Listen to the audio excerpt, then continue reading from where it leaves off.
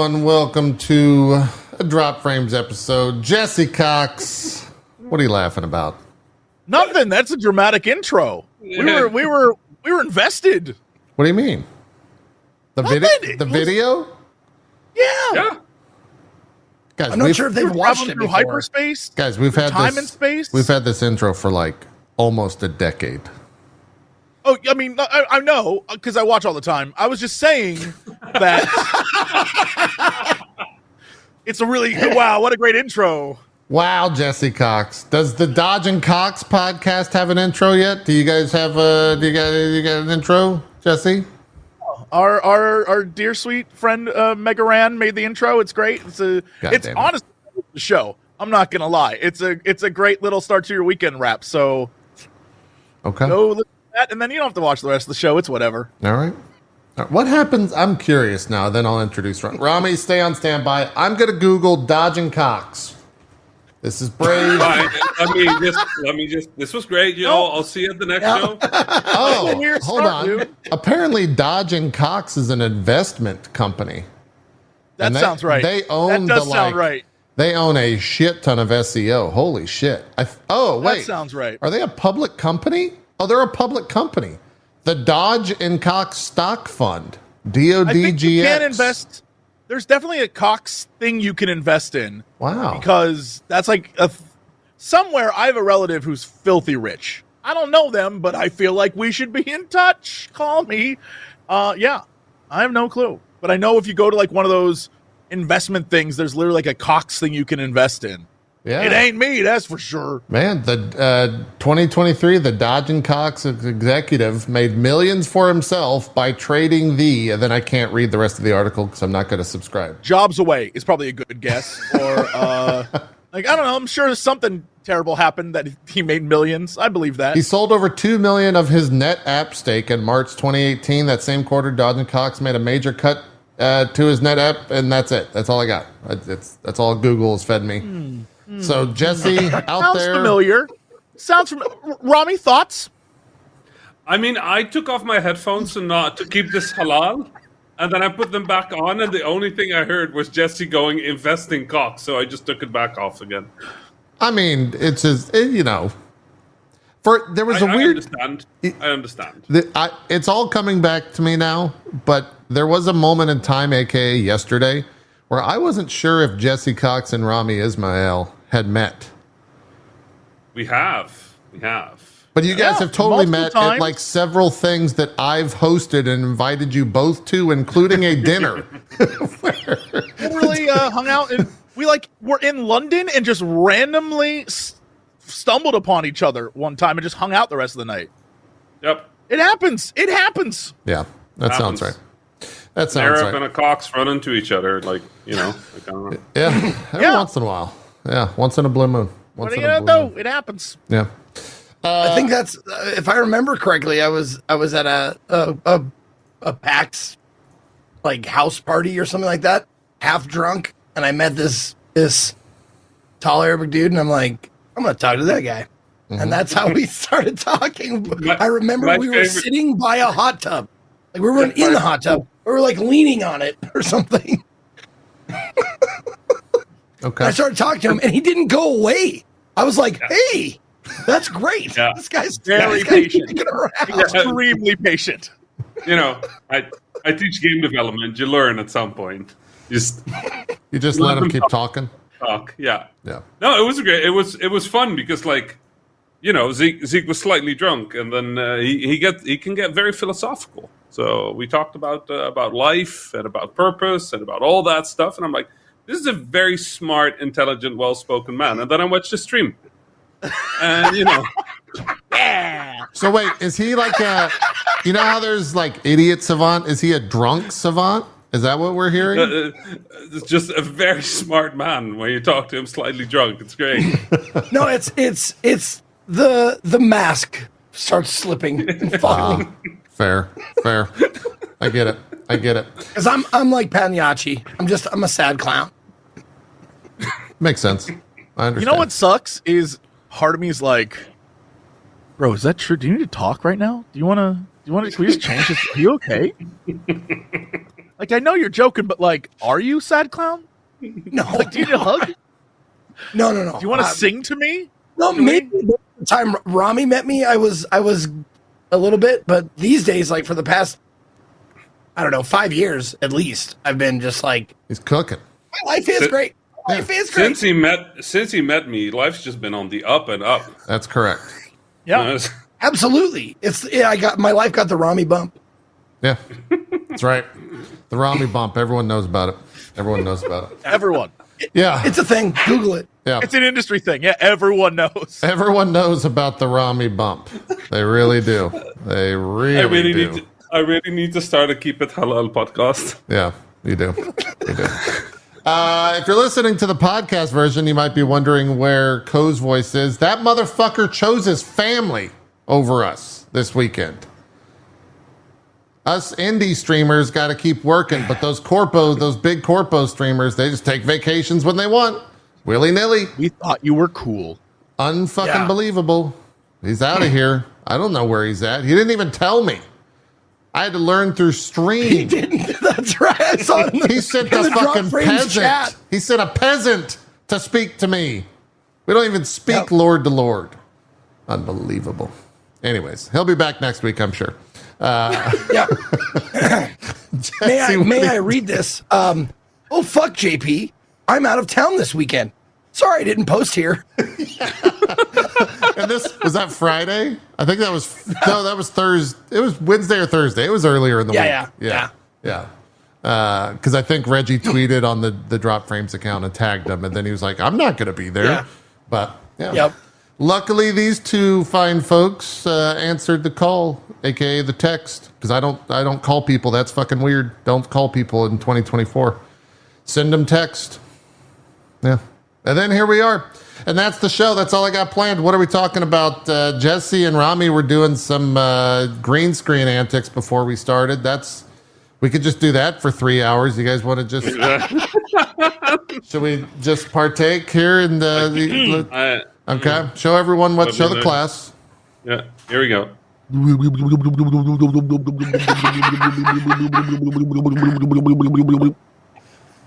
So stupid. So stupid. We got it all worked out. So stupid. We're doing this for Perfect. Yeah. 3 hours. I can keep this going. Still gets me. We're easily amused. What you guys missed, though, I mean, that part, that's where he ended. How he started was Rami, like, feeding him, like... Oh, we can do that. We totally we can... Yeah. So stupid. Oh, my God. Why am I laughing? God. So dumb. This really plays well over audio, by the way, for all the podcast listeners. Can you imagine just listening? Fuck, there's a bird somewhere. Yeah. I was cooing because I was being pet like a sweet animal. A sweet Hannibal? What? Animal. Oh, animal. Okay, I was very... Whew. No, it feels like you could just go sit on his lap. Like it goes over so far, you can just be like... Yeah. And I think technically with the green screen, I can kind of stick my face into Jesse's box there. I can probably just, let's see. Yeah. He's in the room with them. This is some movie magic. Yeah. It's incredible. I don't know which way I'm actually looking, so I hope that works. You were looking the right way. I'm doing right now. You were looking the right way. Let's go to some news. What do we got in the past week? Well, we could start with layoffs because there's more of them. Square Enix has confirmed U.S. and EU layoffs as part of a restructuring of the company. Restructure them. Yeah. The Square Enix president, Takashi Kiru, said that both companies, American and European arms, would be hit with layoffs, which will happen over the course of the next month. The scale of the layoffs was not shared, but staff were told that people working in publishing, IT, and Square Enix's collective indie games division will be predominantly affected. So, Staff will be informed this week. This was on Monday, so this past week now. In the UK, employees will enter a 1-month consultancy period. As per local employment law, US-based staff could leave their roles before June. So I think everyone, I've already seen a handful of folks on Twitter say they were affected by this, and I'm sure more will make public if they want to. But yeah, this was also right after they announced their financial results that indicated that profits were down nearly 70% from the previous year, partly due to the recognition of 141 million in losses on disposal of content as an extraordinary loss. The losses are related to the cancellation of projects that don't fit with its future strategies, suggesting that they may have either tied to a single platform or rely too heavily on external developers. This also came right as I think Square Enix announced a new 3-year initiative for them moving forward on terms of what they want to do. And one of those things was multi-platform, because it turns out when you put Rebirth out on PlayStation and only PlayStation, it doesn't do that well in sales. It only, it kind of underperforms. And so they're hopefully going to be going multi-plat with all that stuff. It's a medium-term business plan is what they're calling it. The full thing, the full slide, if you want to go read it yourself for some reason. Square Enix reboots and awakens. 3 years of foundation laying for long-term growth.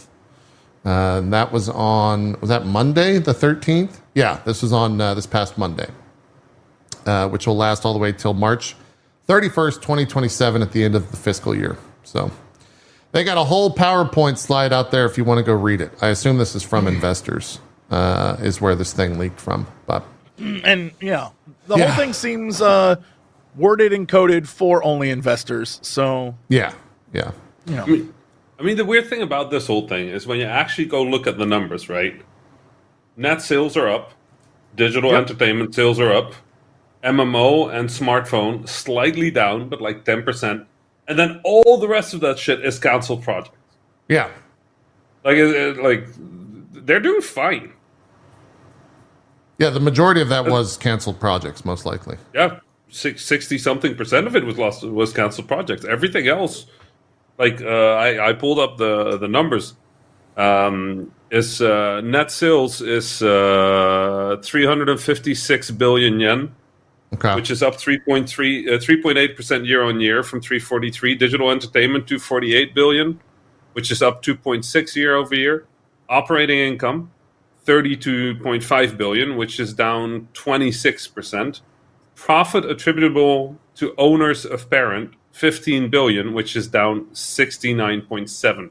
So really, the thing that I feel like you're missing the point, though. It could be higher. It could be higher for the owners of the company. That's right. Yeah. It could. We could do more.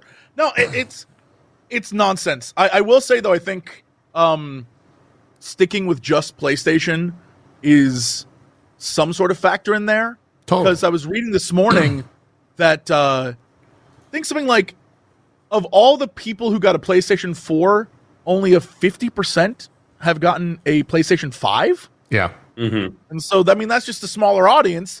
And if you're selling to a smaller audience, only a smaller number of people are going to buy it. So, that's just math. Yeah, on the one side, yeah. On the other side, if you're not buying a PS5, are you buying Final Fantasy 16? Because that's kind of the that's a $70-$100 game. If you're not I would say that the audience that buys more AAA games is probably going to be buying that PS5 at some point.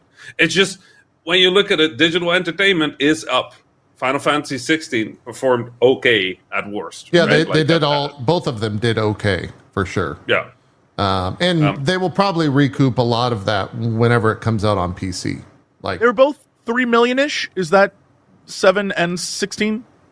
Okay. I think 16 was 3.5 million maybe, and the last I saw was 3 million for 7, but it's probably 4 now. I don't know. Yeah, but which is good. It's in the normal world, I feel like that's very good, but Yeah. When you're investing and you're putting a ton of money in, you have to be like, well, we spent 200 million on it and we got to get back 80 billion. It's like, oh my God, guys. Yeah. Stop.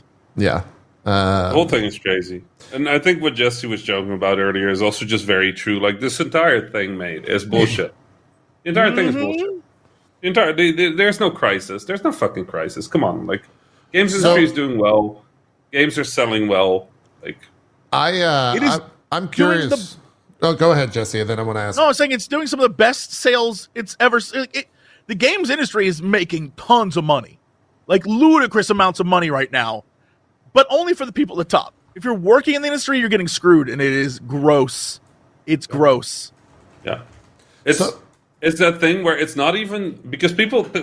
So the suggestion, if you sort of like skim the news, right, you might get this impression that what happened is during COVID, people over-indexed, right? So people invested a lot of money into games. Money was cheap, which is a real thing we can say. But people over-indexed, so there was a lot of like expectation for very, very high growth in the games industry. And then when COVID ended, it turned out people went back and touched grass instead of playing more video games. And so that was a little unexpected, right? And so when you read that, you might expect that what we expected was a line that goes up like this, right? And that what we got instead was a line that goes down like that. But that's not what happened. What happened is there was a line expectation that was like this, and it kind of ended up like here.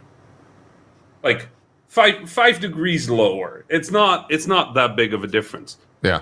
But it's a big enough difference that for a lot of people that care about shares, that wanted that number to go up higher, the shareholders, the money people at the top, that they're trying to make up for that 5% so they can still get that explosive growth. And if you're not making it up by earnings, you make it up at the cost side of things. And that's where the layoffs started. And when the layoffs started, and this is the part that really fucking pissed me off, when the layoffs started, a lot of these companies realized that if they also lay off people, if everybody just uses the same fucking excuse, everybody can lay off people, that's going to bring pressure down on the jobs. So that means that you can hire back that same person 3 months later. The fiscal year ended, like literally the day the fiscal year ended. All of these companies started hiring back the roles that they laid off, right? Like they just started with like, oh, we need a community manager. I'm like, you fucking fired your community manager 3.5 months ago. Right. And they're hiring them back for like 70% of the salary. Yeah, what company was that? I saw that on was that Bungie? All of them. I think that was Bungie was the one that went viral, where they like let the community manager go, and then the person that got let go quote tweeted the job app where they were paying the new person the new job more than what they were making before they were let go, which is kind of wild to consider. The whole thing is bullshit. Yes, there are some companies that are actually under pressure, and there are companies that are falling, and that's the reality of games industry, right? Sometimes companies fail. Like the majority of the layoffs, the majority of the closings, the majority of the shutterings, like they're kind of bullshit. Yeah, they're like the develop. It's like, how we always yell that developers need to unionize. It's like all the companies unionized and all went like, oh, if we all lay them off, we can get a better deal on these people. Like, Jesus, fucking anti-union. Yeah, it's kind of happening across the board. I mean, a lot lately, you see people over the internet being like, when did fast food get so expensive? I want to go get a sandwich. Like everything, it's guys. I'm starting to think that corporations might not be great. Whoa, hot takes from Jesse.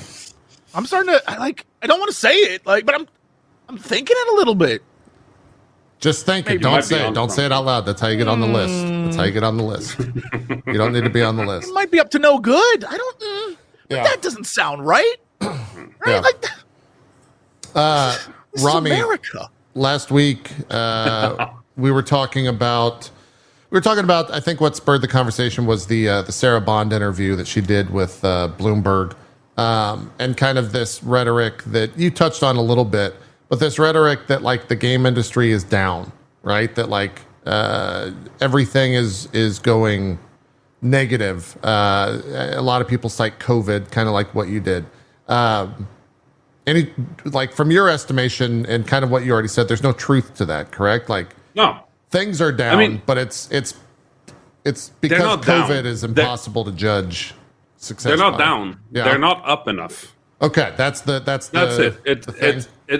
it's not down. There's nothing is down. Like all the numbers, no matter where you look, they're up.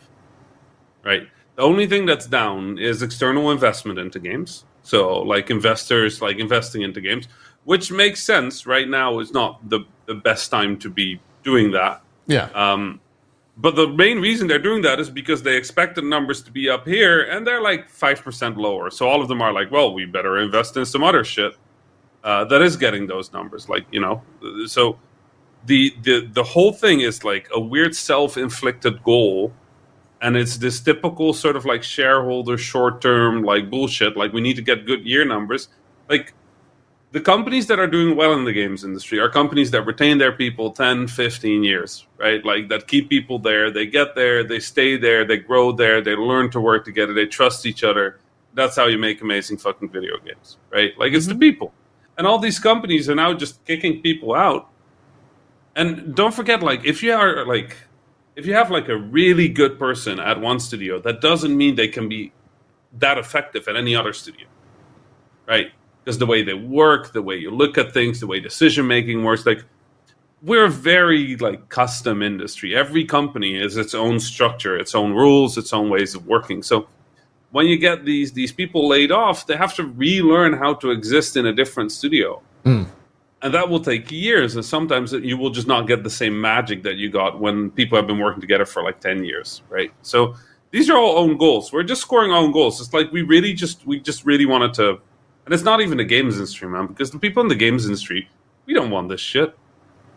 We just want to make good games, you know? We just wake up every morning and we're like, I hope I get to make more games today. And then for too many people in this industry right now, they get to work and it's like, no, not you. Yeah. Not you, because it was big money up there is like, oh, your number was 3% lower than I expected, so I only made $4 billion. I can only buy 4 fucking boats. Like, fuck off. Like, the whole thing is infuriating because you know, you listen to, and I like Sarah. Sarah is a smart person. She's eloquent. She's really well versed in everything games. Like everybody on the Xbox side is well versed, is smart, cares about video games, right? Like I've spoken at length about how much I respect Phil, but Phil admitted live. I don't remember in a tweet or an article at some point. Like, listen, I'm running a business. Yeah. Yeah. I'm running a business, and there's people looking from the outside, and the people looking from the outside, they want number to go up. And then if number goes up, but it doesn't go up hard enough, it's like you playing a Path of Exile, where suddenly they nerf all the experience. And then you're like, well, you know, you flip the table, and they're just doing that with money. Right.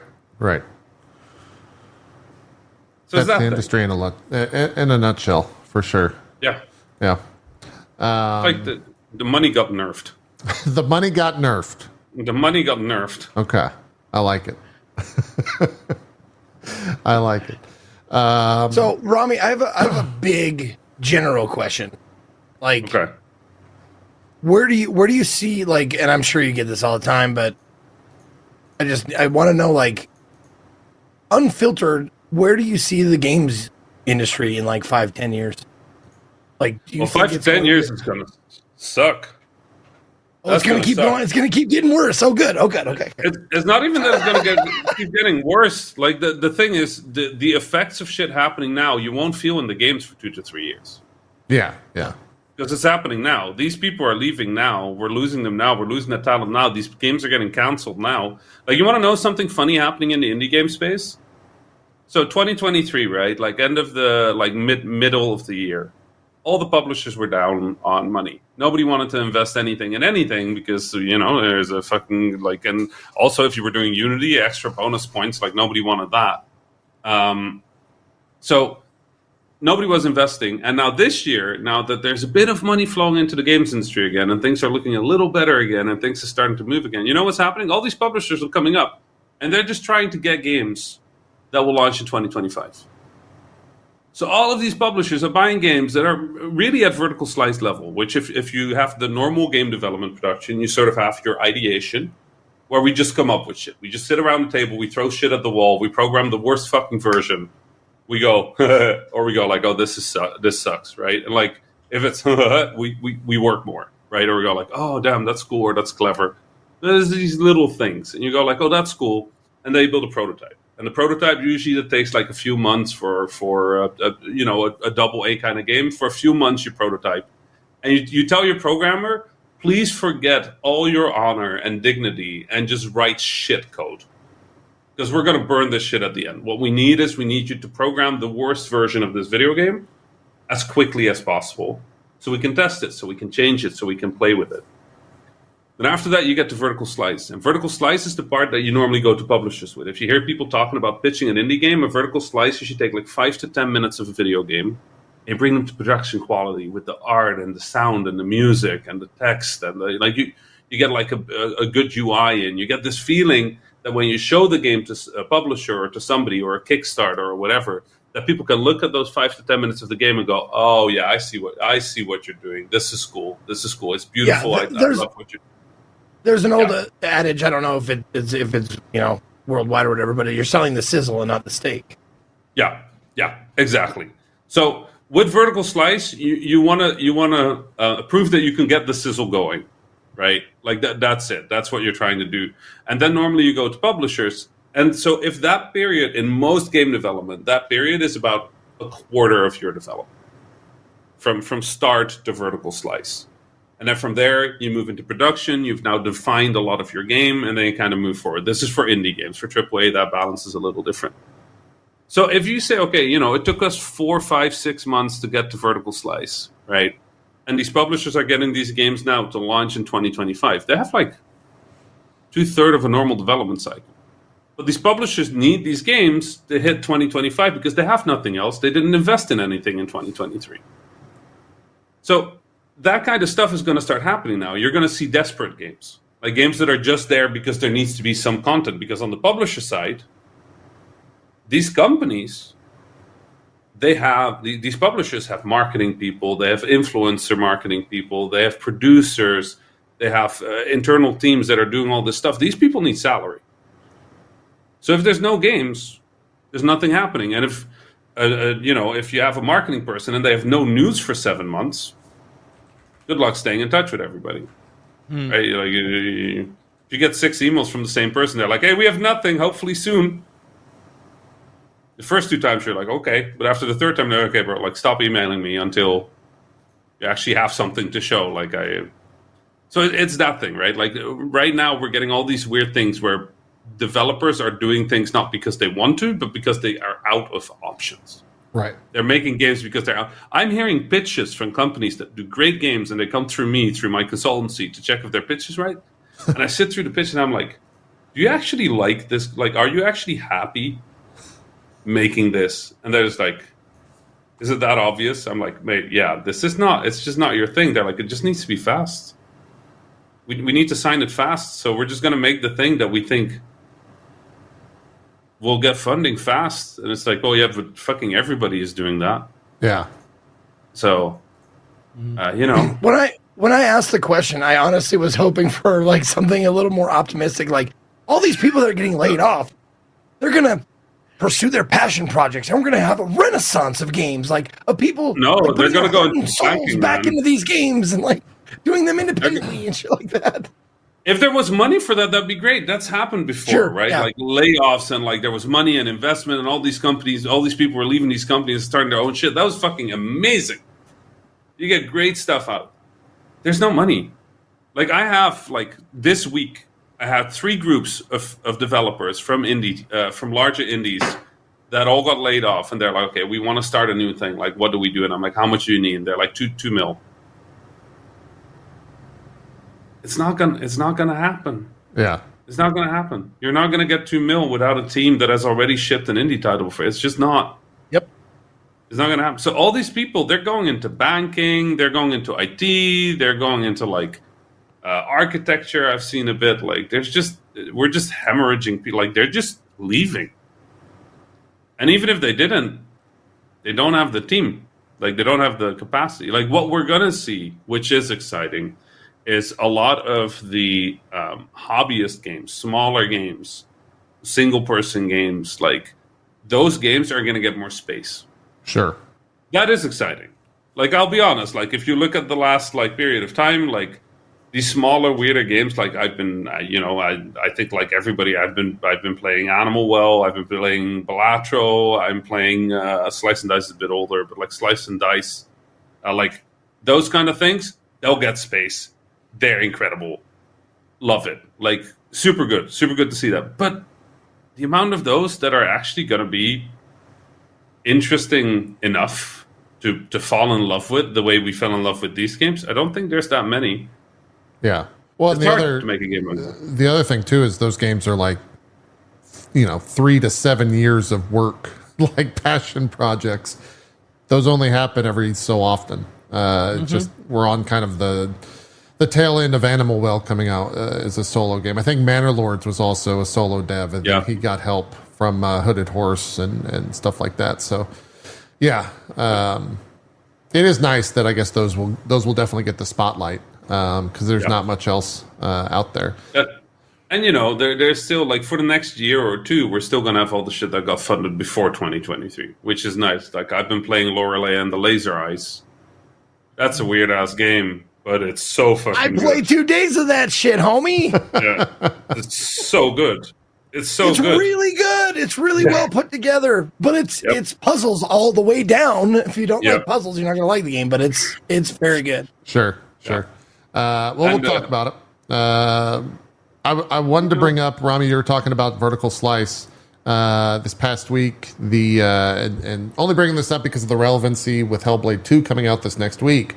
The studio head was on the Kind of Funny Games cast and said that when they showed in 2019, the only thing that they had for Hellblade 2 was that trailer. They had nothing else. Like they just built a trailer essentially. And I think that was their first showing for an Xbox thing. So that might have been Xbox being like, we need something. Like, we need you to show something for for Hellblade 2, right? Yeah, for Hellblade 2. Yeah. All right. So when you do a pitch, when I teach people how to pitch, I always tell them that the biggest thing you have to remember is that you have a burden of proof, right? You have to prove that you can do the thing. If you only bring sizzle, but you don't show that you can make a steak, then I don't know if you just went to a place and got the sizzle, right? But like if you just shipped Hellblade, I'm fairly convinced you can do a good Hellblade game, right? Like that's like I would not to be concerned about that. What you would want is for it to have a direction that's interesting, like a feeling, a vibe. Like Trader is a great idea for that. I love that. I've sold games like that because if I go to people and I go like, listen, I'm going to make an arcade game, they're like, okay, we trust you can do that, and I'm like, here's 3 screenshots, and they're like, yeah, cool, love that, but that comes with 15 years of like shipping fairly well received games, right? Like I've never done a Minecraft or a Balatro or anything like that, but like usually when I ship a thing, it does okay. Yeah. If I go to people and I go like, hey, here's my score, here's my XP. I want to do a new thing. Here's what it is. Here's what's special about it. Okay, but that's the and to bring it back, that's the people we're losing right now. But for Hellblade, if they came to me and they're like, "Hi, we're the team that did Hellblade. We're doing this," and it's that trailer, I'd be like, "Yep, sure, absolutely, I'm in." Like Microsoft, let's be honest, like Microsoft. We're just asking you to get coffee. It's like, no, I just want to be a part of this. This is great. Yeah. I'll do it. Whatever it is. Yeah, Microsoft needed games at that point. And still kind of does need games. Isn't it crazy? They bought like 3/4 of the games industry, and you look at their slate and you're like, yeah, we were talking about that. There's definitely not a Halo, right? Like all that Microsoft stuff. I saw so much conversation around the idea of like, what is Xbox anymore? Because at this point, we've touted like Game Pass, and that's probably what most people would identify Xbox with or as is like, oh yeah, they're that Game Pass company, but there's no Halo, right? Like that ship has sailed. They don't have that core game that they make anymore. They have a lot of big games like Minecraft, but they didn't make Minecraft. They bought Minecraft, so you can't say like, oh yeah, that's that Microsoft game. That's that Xbox thing. It's the Amazon model, right? Where if you just buy up enough of everything, then it doesn't matter how well you do because there's nothing left to compete with you. You just own all the traffic Yeah. and all the titles, and you don't have to release them all the time. You have them, and they're yours, and then everyone else just slowly dies out. It might take 10, 15 years, but the long-term objective is you're just slowly killing your competition by, if like something pops up, you buy it. If it's something cool, you buy it, and now it's yours, and you don't have to worry about it becoming successful because you own it. Sure. And if it does become successful, it's your, like, You've already got it. Feels like that kind of attitude. Yeah. Well, in a lot of ways, Microsoft kind of did that before Amazon. Amazon's just the more recent one, right? Like, but I mean, like, Amazon is, everyone at the top made a ton of money off of doing that thing. Sure. And I feel like that's kind of what Xbox is doing. And that's the only way I can explain them buying literally everything, and then everything goes silent. Yeah. Like, I was looking forward to that game. They kill it. Yeah. They kill it. Yeah, They kill it. crazy. They kill it dead. Like, how the fuck do you kill Roll 7? Like, how do you... Like, or Tango, or like what? Like, these are good teams. Good, like, I know these people. Sure. These are good people doing good work, well-earning work, like respected work, like critically acclaimed work. Shit that people play and go like, you know what? It's fresh, it's interesting, it's cool. You can talk about it, you can play with it, and like that. This is a big metric in games right now. Y'all talking shit over our games.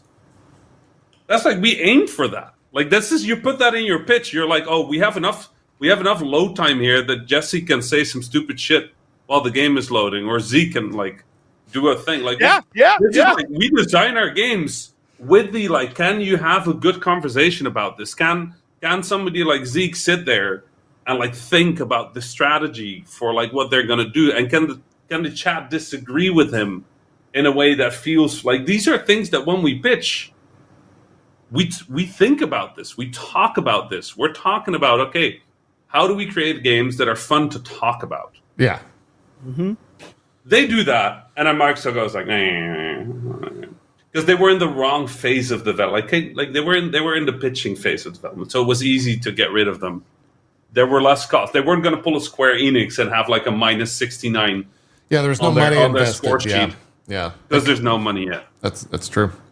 That's true. Somebody in the chat is asking this. Yes, really long loading times are generally something we do on purpose. Hell, Nuclear Throne's loading time officially was under 12 milliseconds, but in game it's like 7 to 10. I think we literally just had a random in there. We just like had it pick a number of seconds the load took so that people could talk about their choices. It makes sense with the advent of, SSDs and mainstream consoles loading so much faster and everything that they just got to pad the time. Yeah. You're talking about Microsoft. No, talking with Rami is so like eye opening at so many points. It's a peek behind the curtain. It's you see like, those like old like spaghetti westerns, or not spaghetti western, but old western movies where it's like, the storefront, and then behind it, it's like two sticks holding it up and shit like that. Yeah. That's video games, and I had no idea. Yeah. We were talking about Microsoft. Some of their news this past week was that the next Call of Duty will be on a subscription service. They didn't specifically say Game Pass, so I don't know if that means something else. But the Reuters is reporting that this move is expected to be announced at the company's annual Xbox Showcase, which will be happening on June the 9th later this year. But yeah, Call of Duty going to, they did say Game Pass. Okay.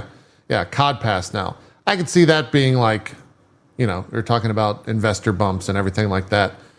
There's a lot of people that play COD. There's a lot of people that would like to pay $15 annually, or whatever the annual, I guess, $15 once a year if you're going to play it for a month, rather than $70 once a year. But yeah.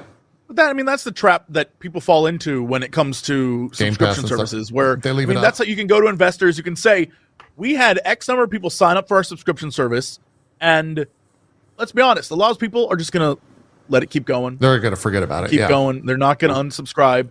And that's huge when you're saying, like, instead of buying one game for $70, they bought our subscription service and have paid $15 for the last 12 months. And they're making money off of that. They're doing better than they would just selling you the one game. Me and Zeke and Cohh joked about that last week, all the shit that we still paid for. So totally, yeah. Yeah.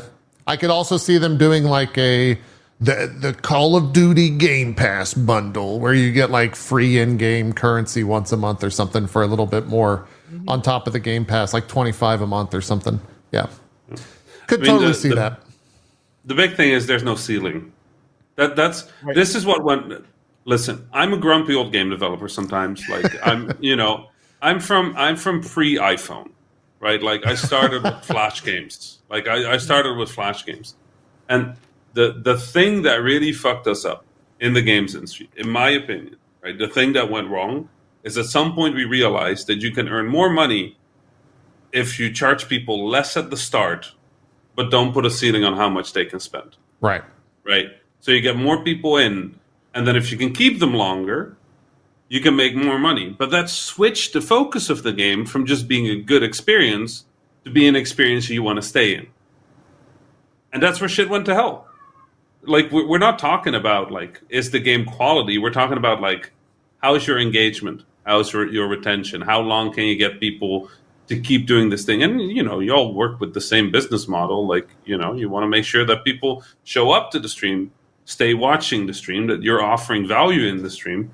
For games, that's a very different, like, we're not meant to be 7,000 hour things. We're not people. We're not friends. We're creating a thing on a computer that has to keep you entertained. Well, how do you keep people playing? Well, slow down that XP grind a little.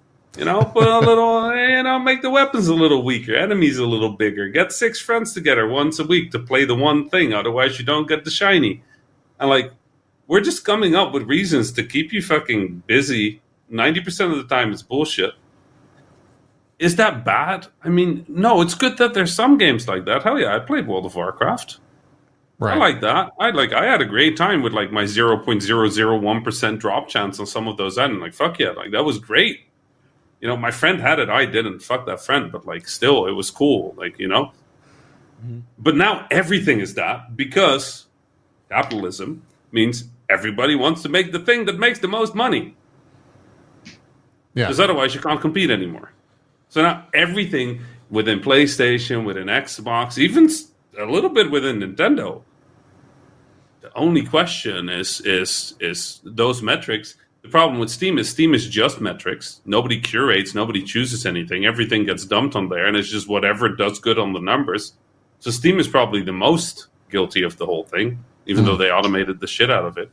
It's like, you want to make something cool? Well, keep something that keeps playing. Yeah. I don't know. I like those weird little things. I like Lorelei. I like that I can play a game, play for 12 hours, have a fucking notebook the size of my garden by the end of it, still not really know what the fuck I'm doing, and be like, hell yeah. Yeah. Mm-hmm. Yeah.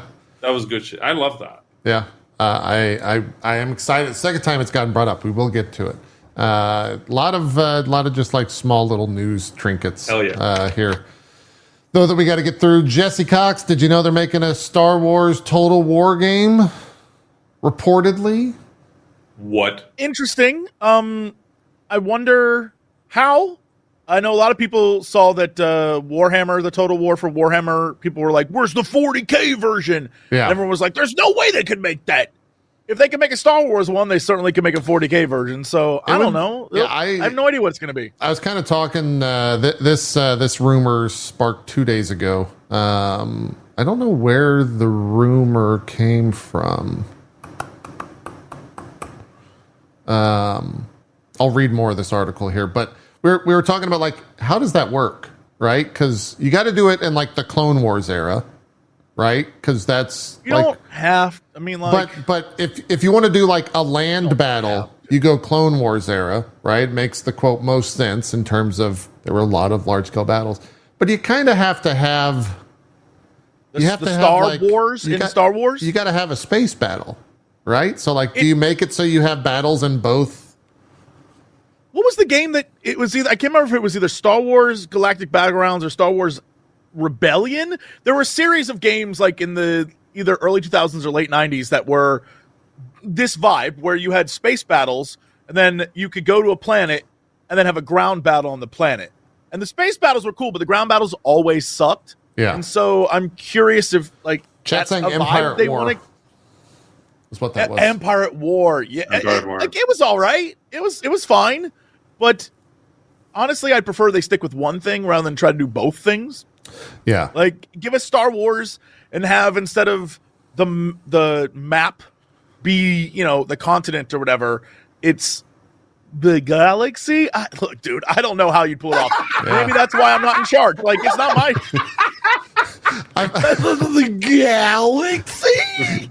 like. I don't know. I guess God. that's why it hasn't been done yet, right? Because when you think Total War, you're thinking, okay, it's not just me managing the city. It's me managing the army, doing quests, and then going down to ground level combat where I'm micromanaging, like, that's my infantry, and there's Gorgoth the Destroyer, and Gorgoth has 26 extra points of damage. Like, you're trying to do that too. And you have to make both those people happy, because you're not just making Civ in space. Yeah. People love the meticulous combat. And Total War in space, I have not the high Civ. ground, and that actually matters. Like, Yeah. I don't know how you do that in Star Wars. Yeah, this came from DualShockers.com, which is pretty reputable, even though the name is kind of odd if you've never heard it before. There's 3 new Total War games that are being worked on at Creative Assembly, and one of them is an officially licensed Star Wars game. The other one might be the 40K game, because I think that's been rumored for a while. You brought that up as well. And then I don't know what the third is. Maybe they kind of try to do more historically accurate stuff. They could just do another Dynasty Warriors style game, because I loved the Three Kingdom one. Big fan of that. Yeah. We could just have another one of those. I'd be very happy. Yeah. Speaking of leaked games, apparently Valve is making an Overwatch style hero shooter. That was one of the bigger leaks that was talked about this past week. The current name for it is Deadlock, according to a report about the title. It currently has, quote, hundreds of people playing ahead of an imminent public announcement for the project. There's competitive gaming YouTubers that have also apparently been invited to try the build, and some of them have broken NDA. There's a lot of different photos circling around. I don't want to get DMCA'd or anything like that, so I won't show them, but you can go find them yourself. They're very easily accessible out there. Show different heroes, and it kind of looks like a MOBA, like multiple lanes, kind of like Smite-ish. Apparently this was a pet project of Ice Frog. Ice Frog's the creator of Dota, who got hired by Valve a long time ago for Dota 2. And so he's making kind of a weird hero shooter with lanes, Smite-ish type deal. I don't know. I guess now is the right time for that, with Overwatch being what it is. I think Marvel Rivals kind of caught a lot of that steam, as well, as that's been in closed alpha test this past, I think that closes tomorrow, so past 9 days. But yeah, does Valve need a hero shooter? I don't know. I don't know. Does anybody need another hero shooter? Like, I mean, the people that played Overwatch really like them, right? Yeah, and they're not playing Overwatch anymore. Well, no, but like, does that mean that we need another one? Right. Yeah. Like, the thing with it's Valve, it'll do great. It'll probably be fairly smart. There'll be something cool in there that's worth playing. But the main thing they're gonna have is they're gonna have instant community on launch. Yeah, I mean, give me that, I'll make you a video game. But yeah, we were actually talking about that last week about multiplayer games. They have to have an audience, and the only ones that come with built-in are the big names that have, that kind of pull. Like, you can't have an indie game, multiplayer game, unless it gets some fucking fire somehow. Yeah. Yeah. Yeah, I mean, people are in chat are bringing up Artifact. Like, it's true. Like, they miss every now and then. That's. I mean, they missed, but look how many people in chat said Artifact. Yeah, right. They still know about it. People still fucking know about exactly. it. Right? Like, the Valve releasing a game carries a pretty big weight to it, regardless of if the game fails or not. Yeah, that's it. Like, that's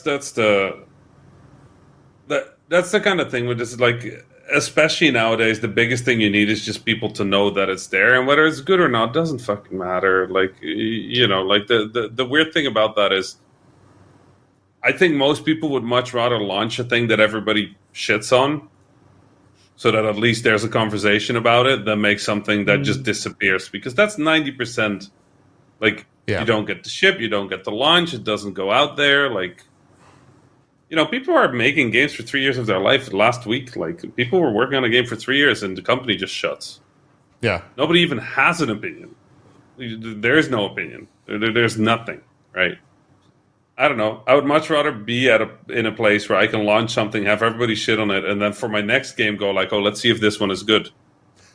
You know, because that's the story then. Like, maybe they do better now. Yeah. I think there's a lot of games kind of at that point right now. Or it's let's wait for the patch that fixes things, right? Like, Starfield just had the patch that came in and like changed things.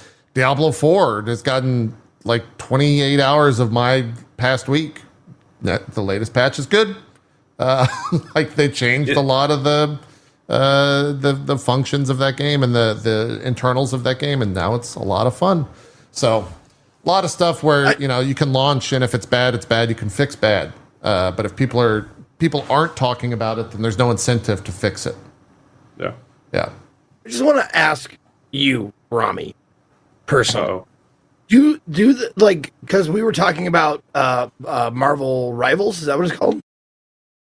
We were talking about that last week. Does the term like alpha, beta, does those fucking mean anything anymore, or do they just? Well, no. Okay. The problem with alpha and beta is that there's two meanings of the words. There's the internal one and there's the external one. Internally, alpha is a milestone we used to call feature complete. Gotcha. So it's when every feature in the game functions.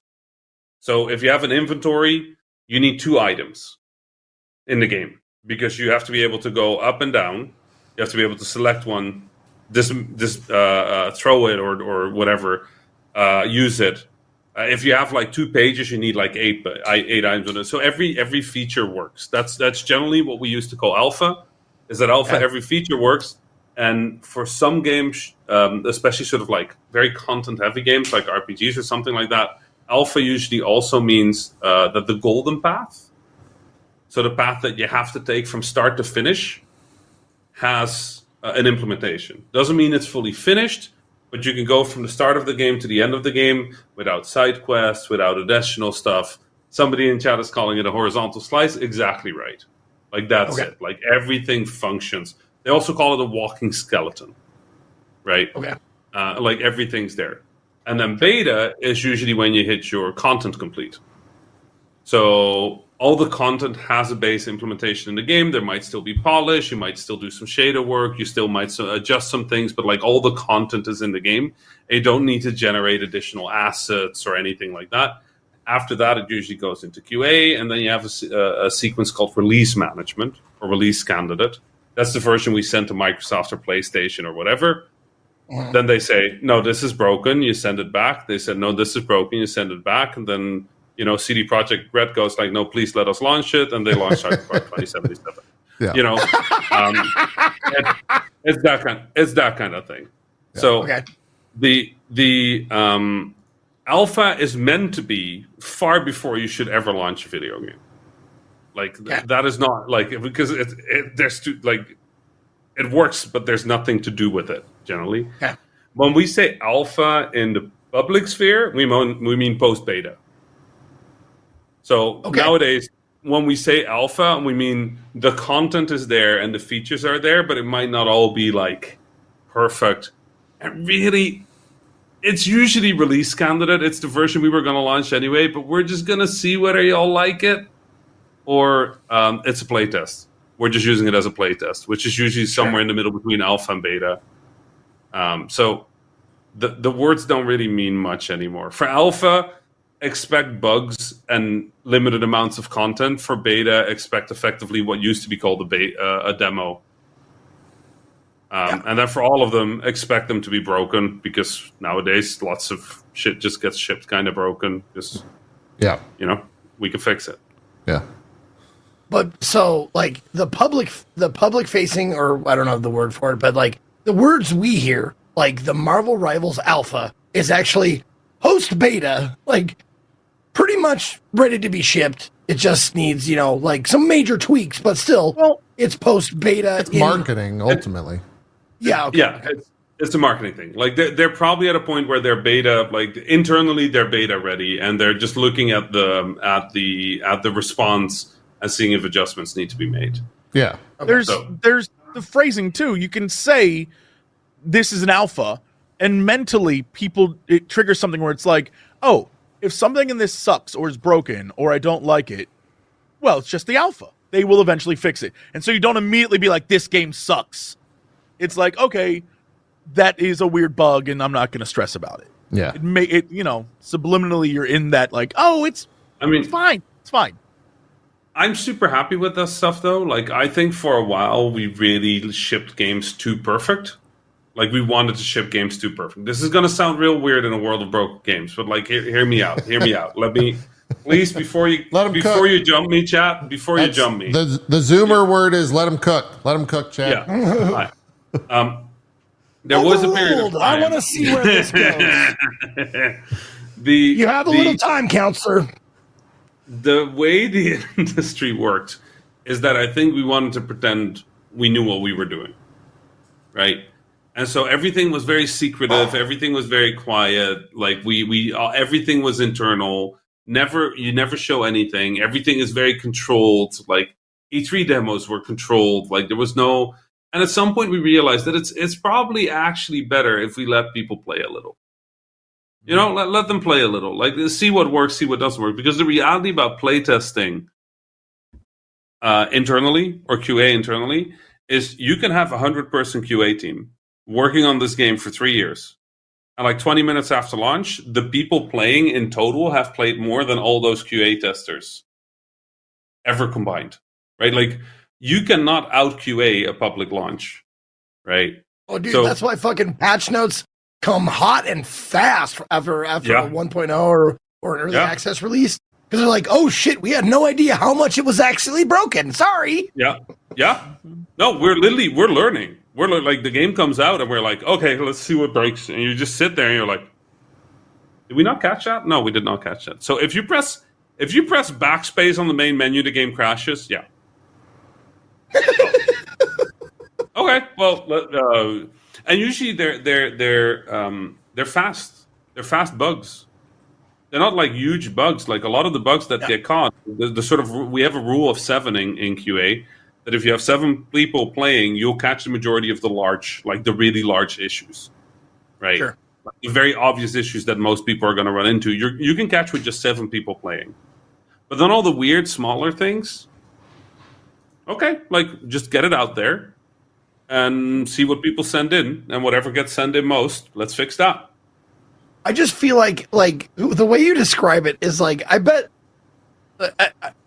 I want to imagine that there's like, in Vegas how they used to have like coolers who would go to your table because they're bad luck people and they would just, spread their bad luck to you. It's like they have coolers in the QA industry where it's like dude walks in, he's like a gunslinger, like I'm going to find them bugs. And he's like notorious for fucking breaking games or some shit.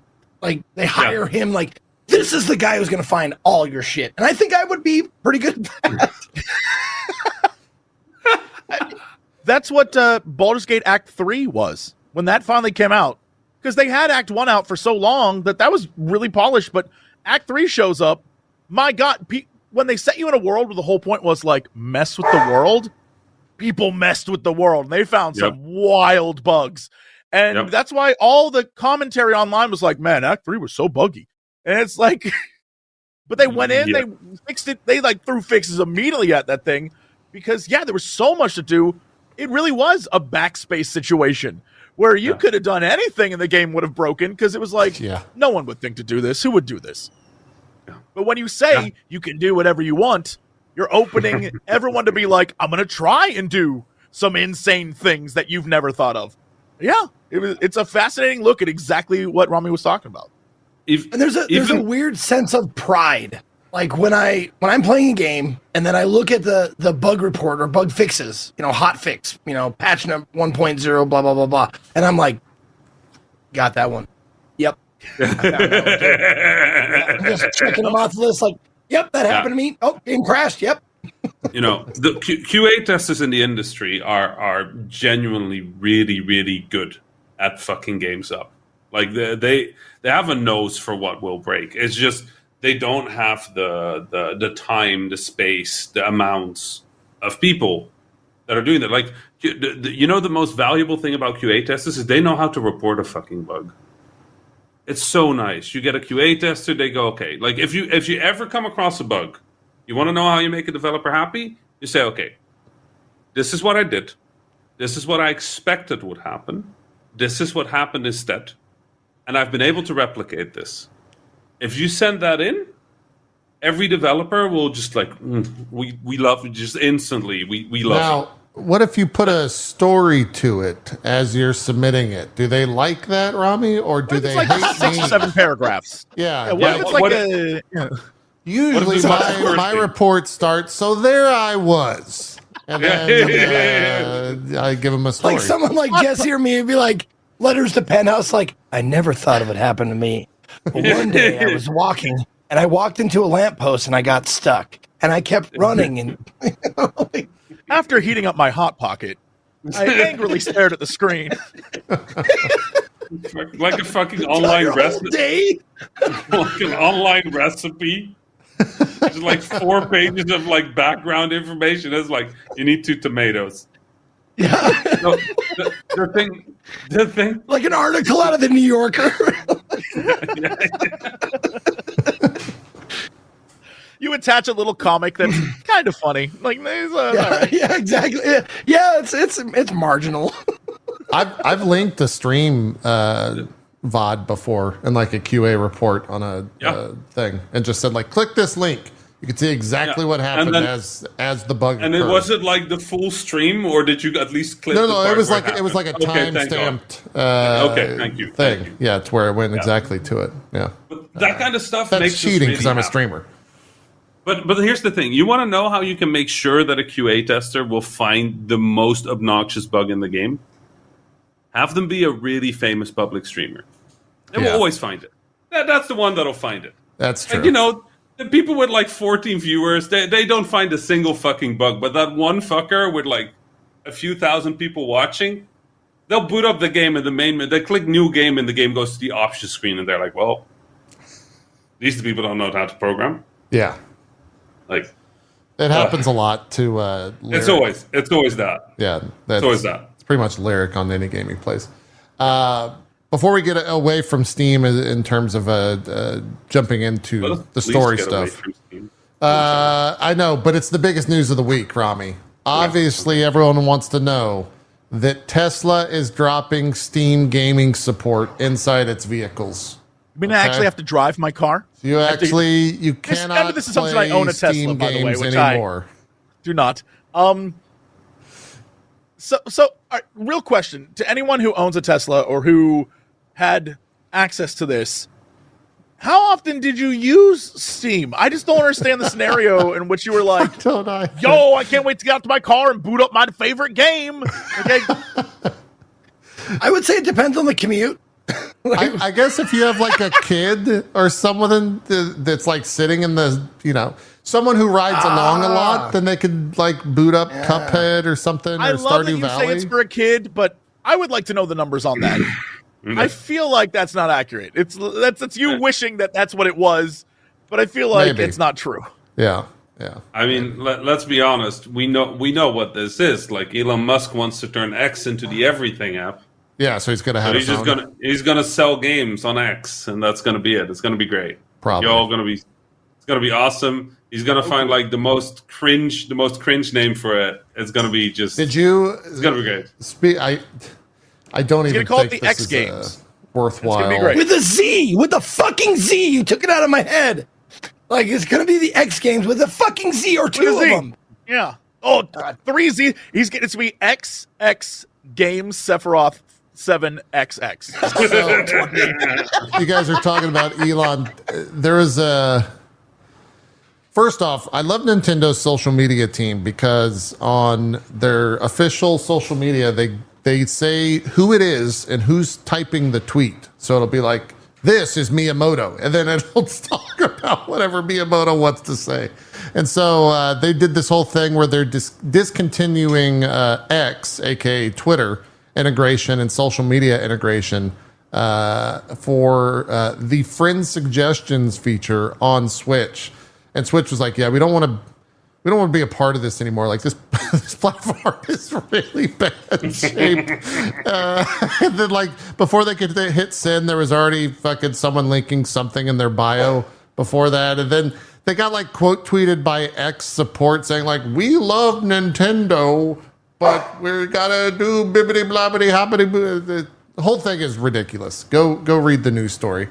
Because every Nintendo post got nudes and bio replies, and they were like, I feel like this isn't brand responsible. Yeah. I don't know. That's right. I mean, I can't tweet anymore. Like, I tweet a thing, rough, there's yeah. like 7 bots in like 12 seconds, and they go through like waves. It's really weird. Yeah. It's been linked in bio, but it's also just been like images where I'm just scrolling and I'm like, that's not halal. Yeah. Block. That's not astaghfirullah. Block. Astaghfirullah. Block. And I'm just sitting there just being like, Allah, what is this? Like, what has happened? Like, come on, like, get rid of this. Like, this ain't it.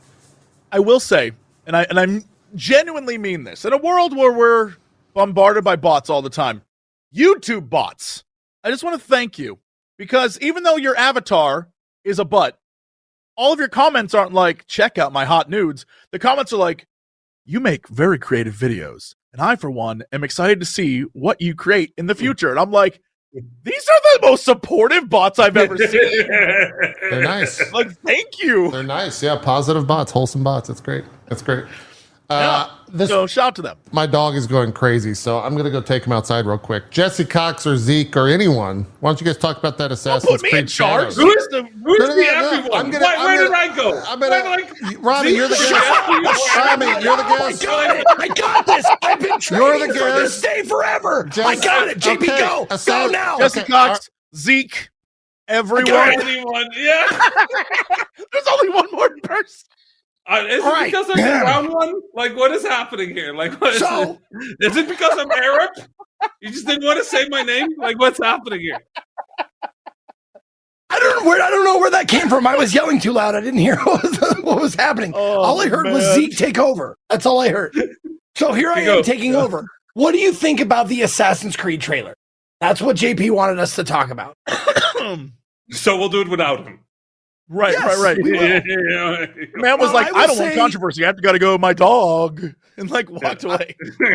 I will say, like, the first thing that came to my mind when I watched it, and I'm sure a lot of people's mind, was like, it was all cutscenes, wasn't it? There was no fucking gameplay in it. Sure. Like, at all. Right? Or am I out of my mind?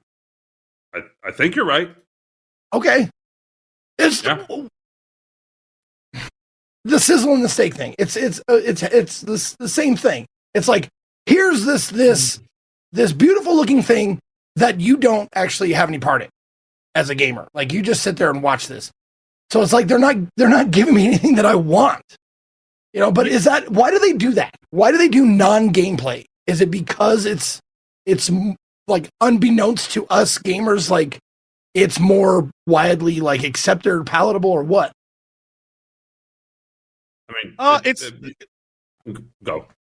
I was gonna say, I would imagine one of the things that I see often, especially right now, Mayish, is we get that trailer, and I would imagine when that sort of like, we're gonna do an event happens in June or July, that's when we'll get it. And this is kind of like the hype you up moment, is what I think. Fingers crossed. Otherwise, I'm totally with you on the like, we got to stop just, CG trailering all this, because show us the game. That's what we're here for. We want to see the game. So I don't know, but my hope is that's what we're getting. I mean, the main thing is when we sell a game, right? We're not selling just a game. We're selling a fantasy, right? Like, we're selling a vibe. We're selling a plays. We're selling a. Sure. So this is the vibe one. Like, this is the vibe you're getting. It's going to be a little grimy. It's going to be a little fantasy. It's going to be a little like, it's going to have the sort of like the Japanese sort of like aesthetic. Like, it's going to. like this is what we're doing, and this is kind of the feel that you get. And then on the next trailer, they'll usually do gameplay.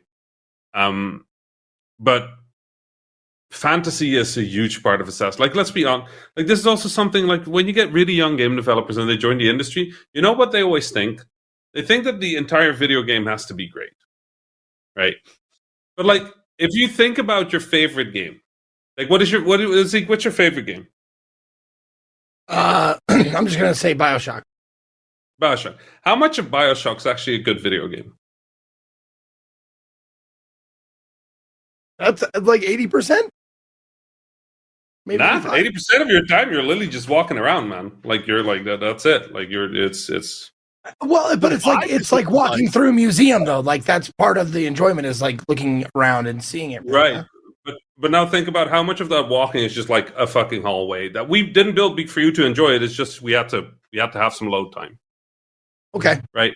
Here's the thing. Yeah. The way memory works, right? And this is like game development is weird, man, because you learn all this stuff about psychology and all this stuff. The hard rule that generally developers use is 70% of your game is pacing. It's padding. It's filling. 20% of your game has to be good. And 10% of your game has to be great, right?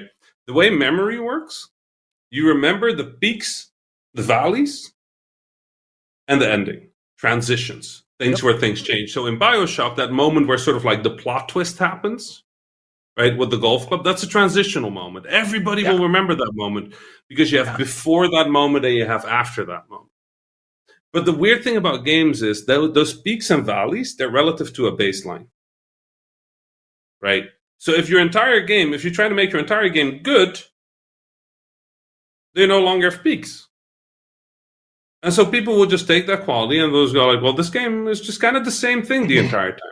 BioShock is good because there's many parts where you're literally just walking through a hallway. You're just walking through a hallway. And then you get into this little play space, and it's this amazing fun sandbox of all these abilities and all these things, and you're just like, you're having a blast, you're blowing shit up, you're sending bees out, whatever it is, right? Yeah. And you remember that. And then the big story moment, you remember that. And like, so this is what Ubi is doing right here. Is they're giving you a bit of a feel of what the atmosphere is, right? Like, and these are peaks. They're giving you some peaks. If you look at the trailer, same thing. 70% of the trailer is just kind of like people just walking. Yeah, but it's a vibe, right? It's like this is the cool shit of the game we're going for. Yeah. Okay. So it's that kind of thing. It's like the thing with games is. The thing with these kind of like moments is that what we're trying to do is we're trying to set sort of like an expectation of what you can imagine fantasy wise. So the fantasy of this is this, you're like the shadow in the forest. Like people are scared of you. People are terrified of you. The fog appears and you are gone. That's the vibe, right? Oh, and now we're in a different place, right? Like, so there's also this beautiful green open world to explore. Great. We have a beautiful, great open world to explore. Let's hope it's a good open world, right? Somebody asked in chat where my hand is going, and I looked at the stream, and I'm like, Jesse's gonna make the same noise, but for a different reason. Oh,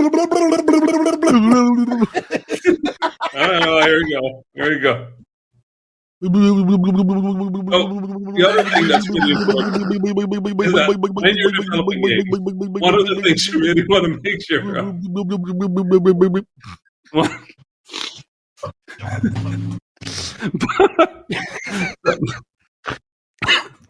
But even there, that one shot that was like cool samurai with fire and like like ninja assassin with like you get like the dichotomy of what the story's gonna be, and there's the two like it's all in here. It just hypes you up on what it is, and it's giving you like, no, it's gonna be like cool. There's guns, so you know what time period this is in Japan. They're just setting you up for what this is. And they shot, and then it's like this dude comes out of the shadows, and he's like, "You thought you could shoot me with guns? No, bro, I got a sword." And now you're like, "Oh, I'm so hyped to be that guy." Rami's absolutely right. Right. Yeah. What was the original question? What was it? How do we feel about the trailer? What's the point of the trailer? Why do we do so many fucking CG trailers when we do video games? Okay. Not gameplay. Yeah. Well, that's because the gameplay comes. This is the preamble to marketing the thing for their Ubisoft event in the summer. But you know the other thing? The other thing that's really nice about this? Whatever you think of it, you can't say the gameplay is bad. Right. True. Right? Yeah. However, Yeah, there that's the has other part. been an evolution on the internet, Rami. Because you know what you can get upset about? The fact that that guy's black. Oh yeah. No, yeah. Can I? Yeah. I want to. Earlier, Zeke was talking about steak and sizzle, and I want to talk. Like right now, the argument online should be about the check we received at the end of the dinner, because $130 for a full game is really like. Well, that's they keep for the- doing I it. mean, Ubisoft keeps doing it. It's letting them do it. $70, but if you want to get the full thing, then yeah, $130. Full thing is $130. Like you can Yeah. buy the $70 version without everything in it. Like that's like, why aren't we having that conversation all the time with this? Yeah. Like the Star Wars trailer came out and people were like, that character is not hot enough for me to masturbate to, so I am angry. And it's like, yo, instead they wanted $130 for that. Why are we not having this conversation? And we just keep falling for it every time. Yeah. It's so outrageous to me. It's so Well, I outrageous. learned from Rami. I learned from Rami that some, if not all, of people who price their games just pick it out of a hat. So I like when I see the price of a game, I'm like, that's too expensive. I'm not going to buy that. And it doesn't bother me because it's like they picked it out of a hat anyway. Yeah. Well, this one, I think that's indies. Ubisoft is like, no, we're charging 70 fair for enough, this. fair enough, Can we fair charge enough. 80 for this? We're not at the $80 mark yet. Let's do 70 for this. I mean, And that's all in French. Those are the subtitles that I'm reading. I hate it so much. You get like a samurai hat with the game, right? For a 250, you get a statue of the two. Oh I mean, my that god, I was I've done- kidding. that- Oh, fuck. that I've done before. I'll be honest. I've bought the statue version of a game. I don't Actually, know JP that. has caused me to. I don't know that or anything, Zeke, because I'm not potentially thinking of buying it. I'm not part of the fucking problem or anything. Yeah. Anyways. I don't know. Collector's edition. I'm a big fan of collector's editions. Like overcharge the shit out of collectors. Like that's fine. Like if you're buying that thing, it's because you fucking care. Like that. Sure. That's it. Like it's good. It's fine. Whatever. But like Now collector's editions don't even feature the game. yeah. Oh, Yeah. physical That's game. crazy to me. They don't, I they know don't what's feature the going on. physical game, yeah. I see what you're saying, where they've like made the collector's edition, you buy the collector's box. You buy a box of Yeah. cool things, but like and the it's, game ain't it's in there in addition anymore. to the game, which is also $60. It's wild Yeah. to me. Yeah. Yeah. That's a The thing. pricing thing is weird because it you know, like to put on the developer hat for a second, like we do need to. Prices are not working, right? Like game sale, like the way games are made right now is just completely unsustainable. Too expensive, yeah. And it's too like come on, the numbers on that stuff is insane. Like you know, these are not Hundreds real of numbers. millions. Yeah. And I think part of that is no developer costs. Obviously, part of that is that incentives are misaligned. Like the money people are working for shareholders, not for game developers. So you get that on top of that as well. But like we need, the meme. We need like shorter games with worse graphics, like made under better conditions. Like we actually do need that shit. Like it's because like look at what people are playing. People are playing like the biggest thing of the year is Balatro. Like that's the shit people are like. People are talking about Balatro. Yeah. Like that's the good shit. Like the size that people have to make games to justify, because it's also the other way around. People think that you make you make a game and then you go, it's $130. But Zeke is right. That's not what happened. At the start of this game, somebody went and said, okay, this has to be a $130 game. How do we make it how do we make it worth $130? Yeah.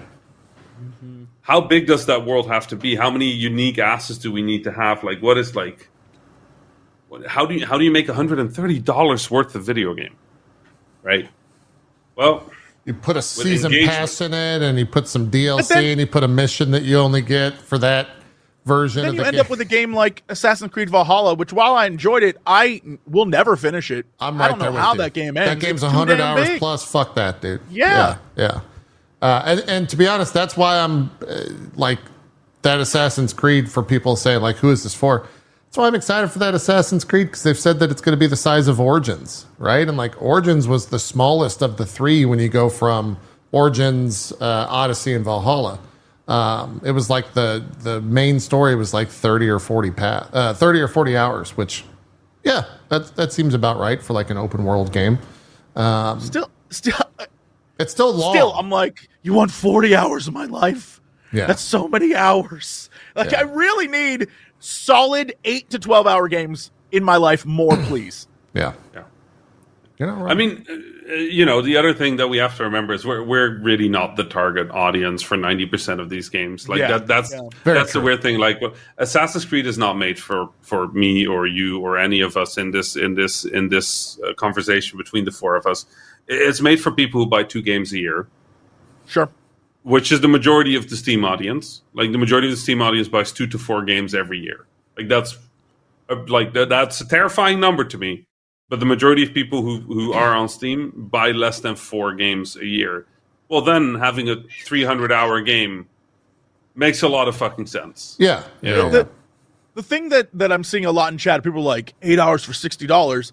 In my mind, when I think of open world games, I'm really only getting 8 good hours in that 40-hour game. Most of it's me walking around, looking at things, doing a whole bunch of nothing, and then there's a story involved. And I'm like, yeah, I could play it for 40 hours, but in that 40 hours, am I hyped up all 40? Not really. Yeah. Not really. And I think that varies from person to person. But for me, with Assassin's Creed or anything that's like, trying to think like what game has been the longest game that I've played where I've been invested the entire time.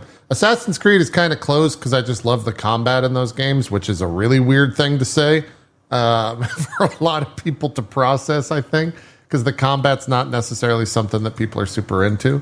Yeah, maybe Baldur's Gate, but like that's of course Baldur's Gate. Elden Ring for sure. Yeah. There's definitely games that exist. Rare gems. Like I'm just talking generally. I'm not like if the one game you loved that turned out to be the best game of the year in 2023.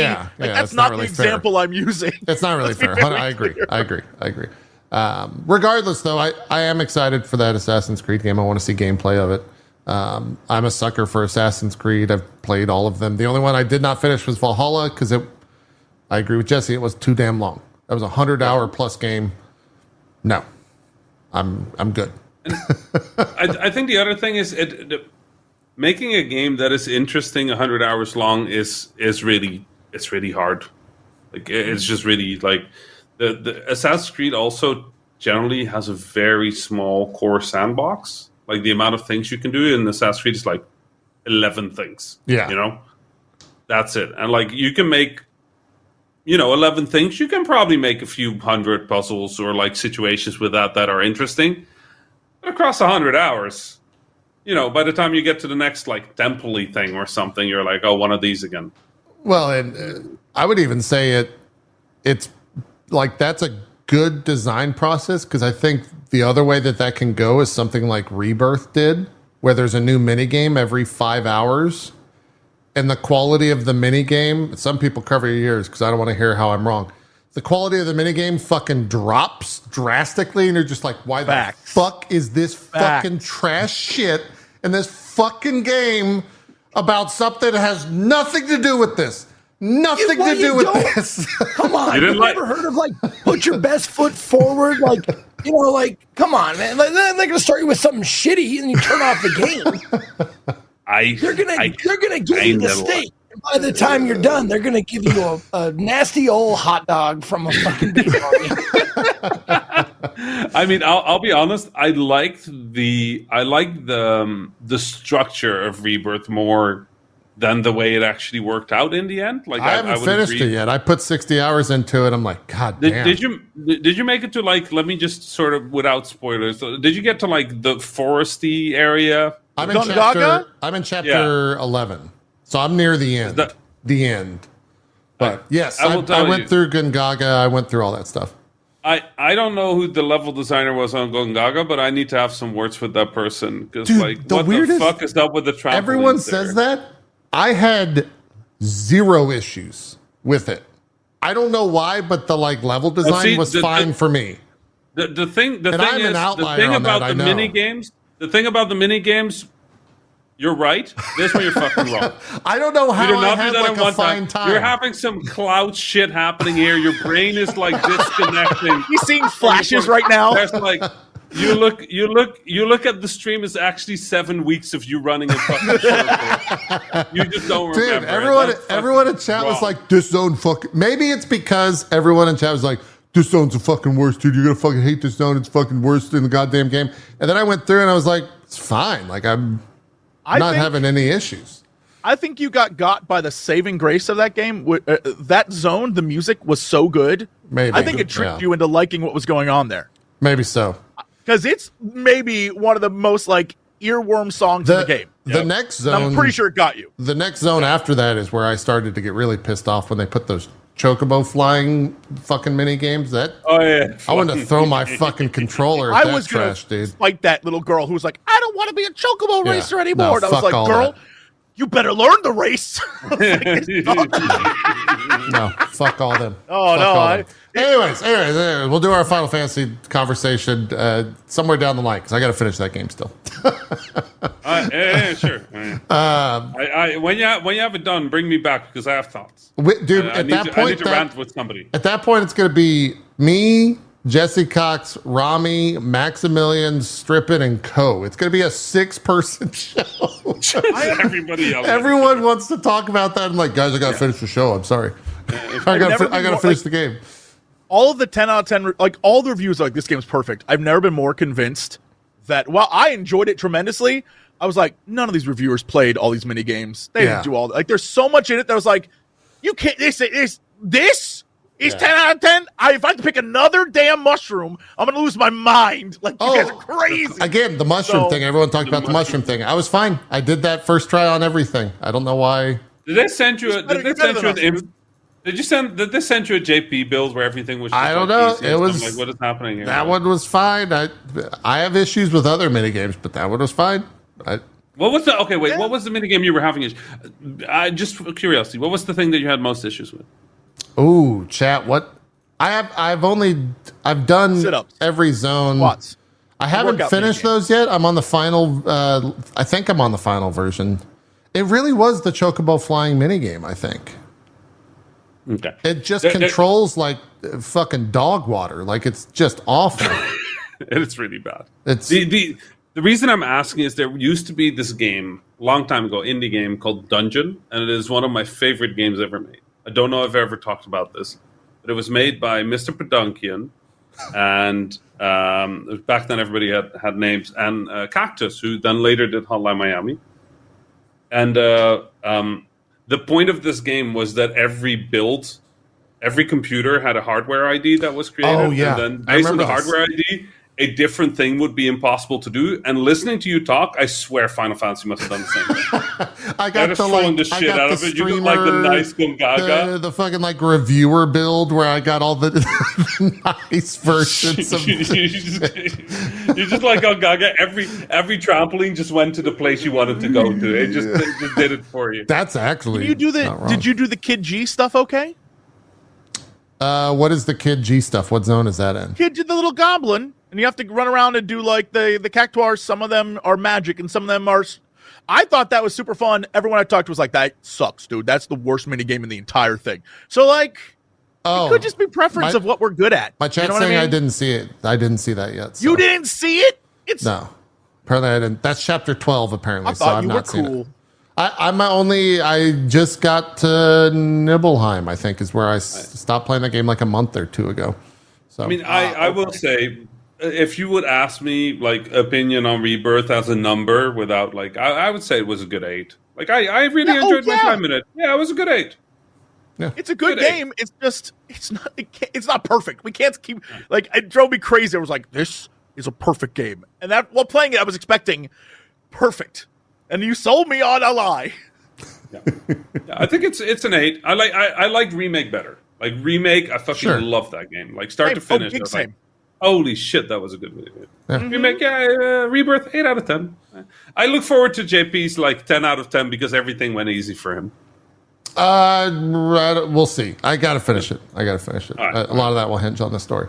While Ubisoft was announcing, by the way, getting back on the news track, all of that stuff about Assassin's Creed, literally, I think at the same exact time, they also canceled The Division Heartland, which was their free-to-play shooter, not mobile. I thought that this was a mobile game when I first heard about it, but yeah, this was their free-to-play shooter that was coming out on a lot of stuff, and said that they redeployed the resources to bigger opportunities such as X-Defiant and Rainbow Six. And I think X-Defiant is also 1.0, which is basically they're like, hey, for people that want to play Call of Duty 4, we got that. This is Call of Duty 4. We made that. So come play Call of Duty 4 made by Ubisoft. It's out 1.0. Go check it out.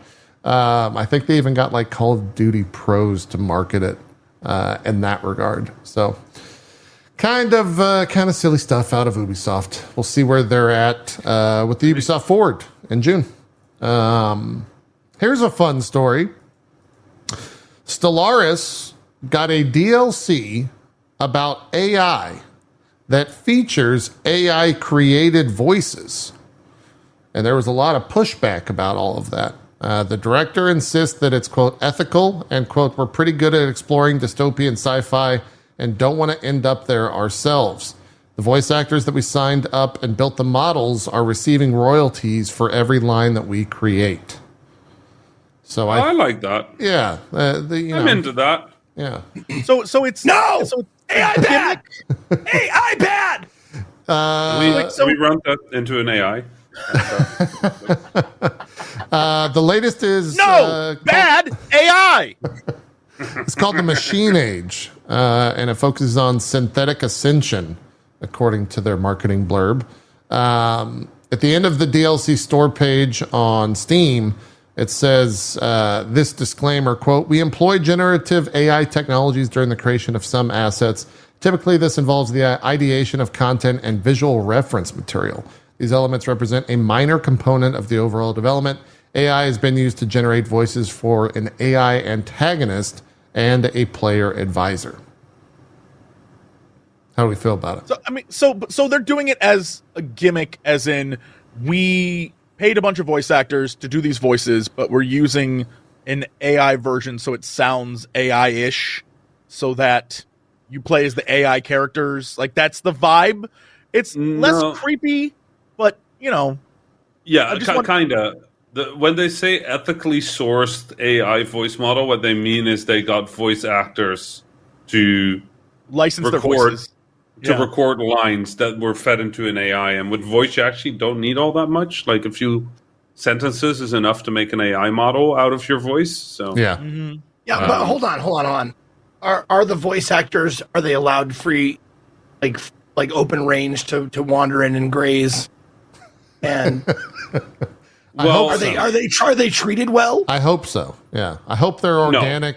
Raised and we put our voice actors in tiny booths where they can barely move, and then there's somebody else. They have a little cage with just a microphone like in front of them, and they get poked every once in a while. Like, can you do that again, but with like more feeling? You know, like that's just somebody on the outside. The director prods them with a little thing every so often. Yeah, you don't want to know. The videos are real dark, Zeke. It's bad. Yeah. No, I think I don't know. I mean, I use AI voice actors, so I feel like I should watch them. How the voice acting is made. Mm-hmm. I think the thing that I find more interesting, JP, about that is actually the first part. Yeah, we use this in ideation and like early visual reference. Mm-hmm. Like I think you'll see a lot more of that. Sure, in the nearby future of game development, like coming up with early ideas and stuff like that. It's gonna suck for concept artists. I mean, that's pretty much the biggest thing I think. I have sent things to actual artists when they're like, what type of what are you looking for? What can you give me an image or tell me, the themes or whatever? And I'll just go to an AI thing and be like, blah, blah, blah, blah, blah. Create. Oh yeah, that generally looks kind of like what I'm looking for. And I'll just send them that and they're like, I hate this, but it did make my life easier. Yeah. I mean, there's really a thing there that I think is interesting, and it really depends on how the process is implemented, right? Sure. Exactly. Like if you do that, then the equivalent that I would use to do is I would draw it myself. And I suck at drawing, but like if I had like a thing in mind and I'm like, hey, I want a mountain here and like sort of like, I know like I want the vibe to be that and like there's some fog here, I would just draw it and then give it to an artist, and the artist looks at it and is like, what are these scribbles? And I go like, well, these are mountains. Yeah, you have to explain it. And like, Yeah. And yeah, no, I can see how that helps. But Dude, I have a vivid imagination and no talent. Yeah. 100%. Exactly. Big same. Yeah. I saw in chat. So AI, they're basically saying like, does that mean that the voice actors will never get a job now? My hope is that contractually, they lent their voice to this game for this one project for this one time, and it isn't like they own your voice in any future game. They can use like that is what I think everyone's trying to avoid.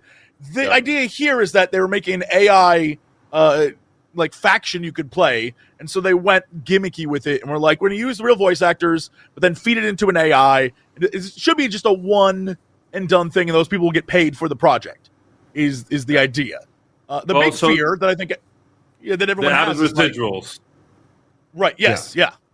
That's cool. That basically they'll steal your voice, and then you'll make no money off your own voice, and they'll use you for like that's terrible. Yeah, and that's not something anyone wants. This, I think, is just this one project for this one faction, and if they're getting paid, fine with me.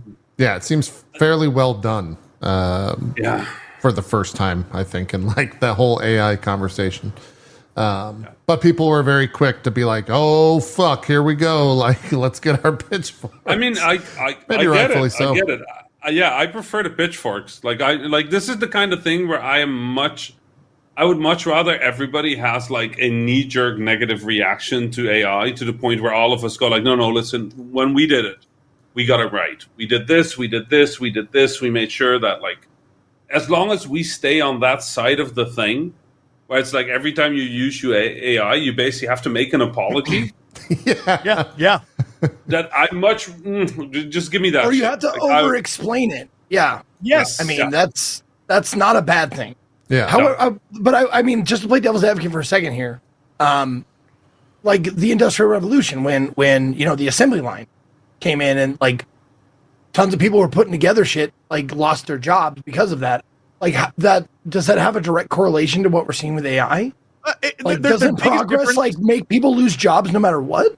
The biggest difference with this, though, is in say the Industrial Revolution, it'd be things like the horse carriage driver is replaced with the car driver, or the guy who was knitting things had to learn how to like operate the machine. This, we're getting to the territory. It's like the painter and the writer and the artist and like the philosopher are now replaced with like the things that we cherish that makes us human. All those things about ourselves. It isn't like work. This is like the relaxation and creativity of mankind replaced with a robot. Like that's the last thing we want. I'm fine with the robot being like, dude, I can lift this heavy stuff because humans can't. Like, get to it. But like, I don't want all the things that allow us to express ourselves to be controlled and taken over by like a machine. I think that's absolutely the worst way to go. The weirdest thing about this whole AI thing is I genuinely think that, at least in the games industry, the best job to replace with AI is CEO. Yes. Yeah. It's like that's the one fucking job where I'm like, y'all useless anyway. Like you just do they do? Data. You just process some data, you get the numbers in, you get the numbers out, just fucking automate it. Like it is great. Like I think I saw your take on that on Twitter, or maybe I saw someone else saying the same thing with that. Because I was like, fuck, that's right. That's totally right. It's like genuinely the best job to replace. Like incredible savings instantly, hundreds of millions of bonuses gone. Like you get your stocks back. You don't have to dilute your stock. All that shit instantly gone. Just get rid of the entire executive layer. Just like We'll replace it with OpenGPT 4.0 whatever the fuck. Yeah, four. And the best part is the AI CEOs won't have to sit out there and say like the most insane thing to cover their ass when they fire a bunch of people. They won't be like, they won't make up something. They'll literally just look at you and be like, the line did not go up. Line must go up. I will only allow this, Jesse. Yeah, okay. I only allow this if every CEO AI is Johnny Five, and he wheels himself out to the studio. It's Johnny Five. Sitting there looking and answering questions. Then I'm on board. That's all you got to do. But I think Zeke, to get back to the Industrial Revolution, I think the other thing that has changed is that the world is different, right? Mm-hmm. The Industrial Revolution was localized. It was in cities. It was in parts of Europe. It was in there were places where these things were happening, but it sort of like rippled through the world in stages, right? Like as things went. What we're seeing right now is the world is so interconnected that if the Industrial Revolution had gone awfully wrong, right? Which, in hindsight, maybe it did. But like if that had gone awfully wrong, then it would just have been this one area of the world that would have been absolutely fucked. Right? And the rest of the world will figure out their own shit and go from there. Right now, if this AI thing goes wrong, that's a global level, because it's not just like if artists, if writers, if personality, if your job, if the jobs, like most jobs, data entry jobs, if those go away, there's nowhere else to go. Yeah. There is no backup. There is no fixing this, right? Like it is like, and we're done. I mean, like you say that, and yes, that idea is terrifying. But I look at it like, I'm sure like this probably been posed by smarter people than me. But like, isn't the dream like to get everything automated so we can do whatever we want as human beings? That would be nice. Trek. But why are they automating the stuff we want to do? Right. Stuff that's getting automated is what I want to do. But let me bring up a different thing. Do you see artists, just as a general like term, do you see artists like putting down the paintbrush, so to speak, and using AI as the paintbrush? I feel like that defeats the purpose of your own creativity. Like if you're the act of it.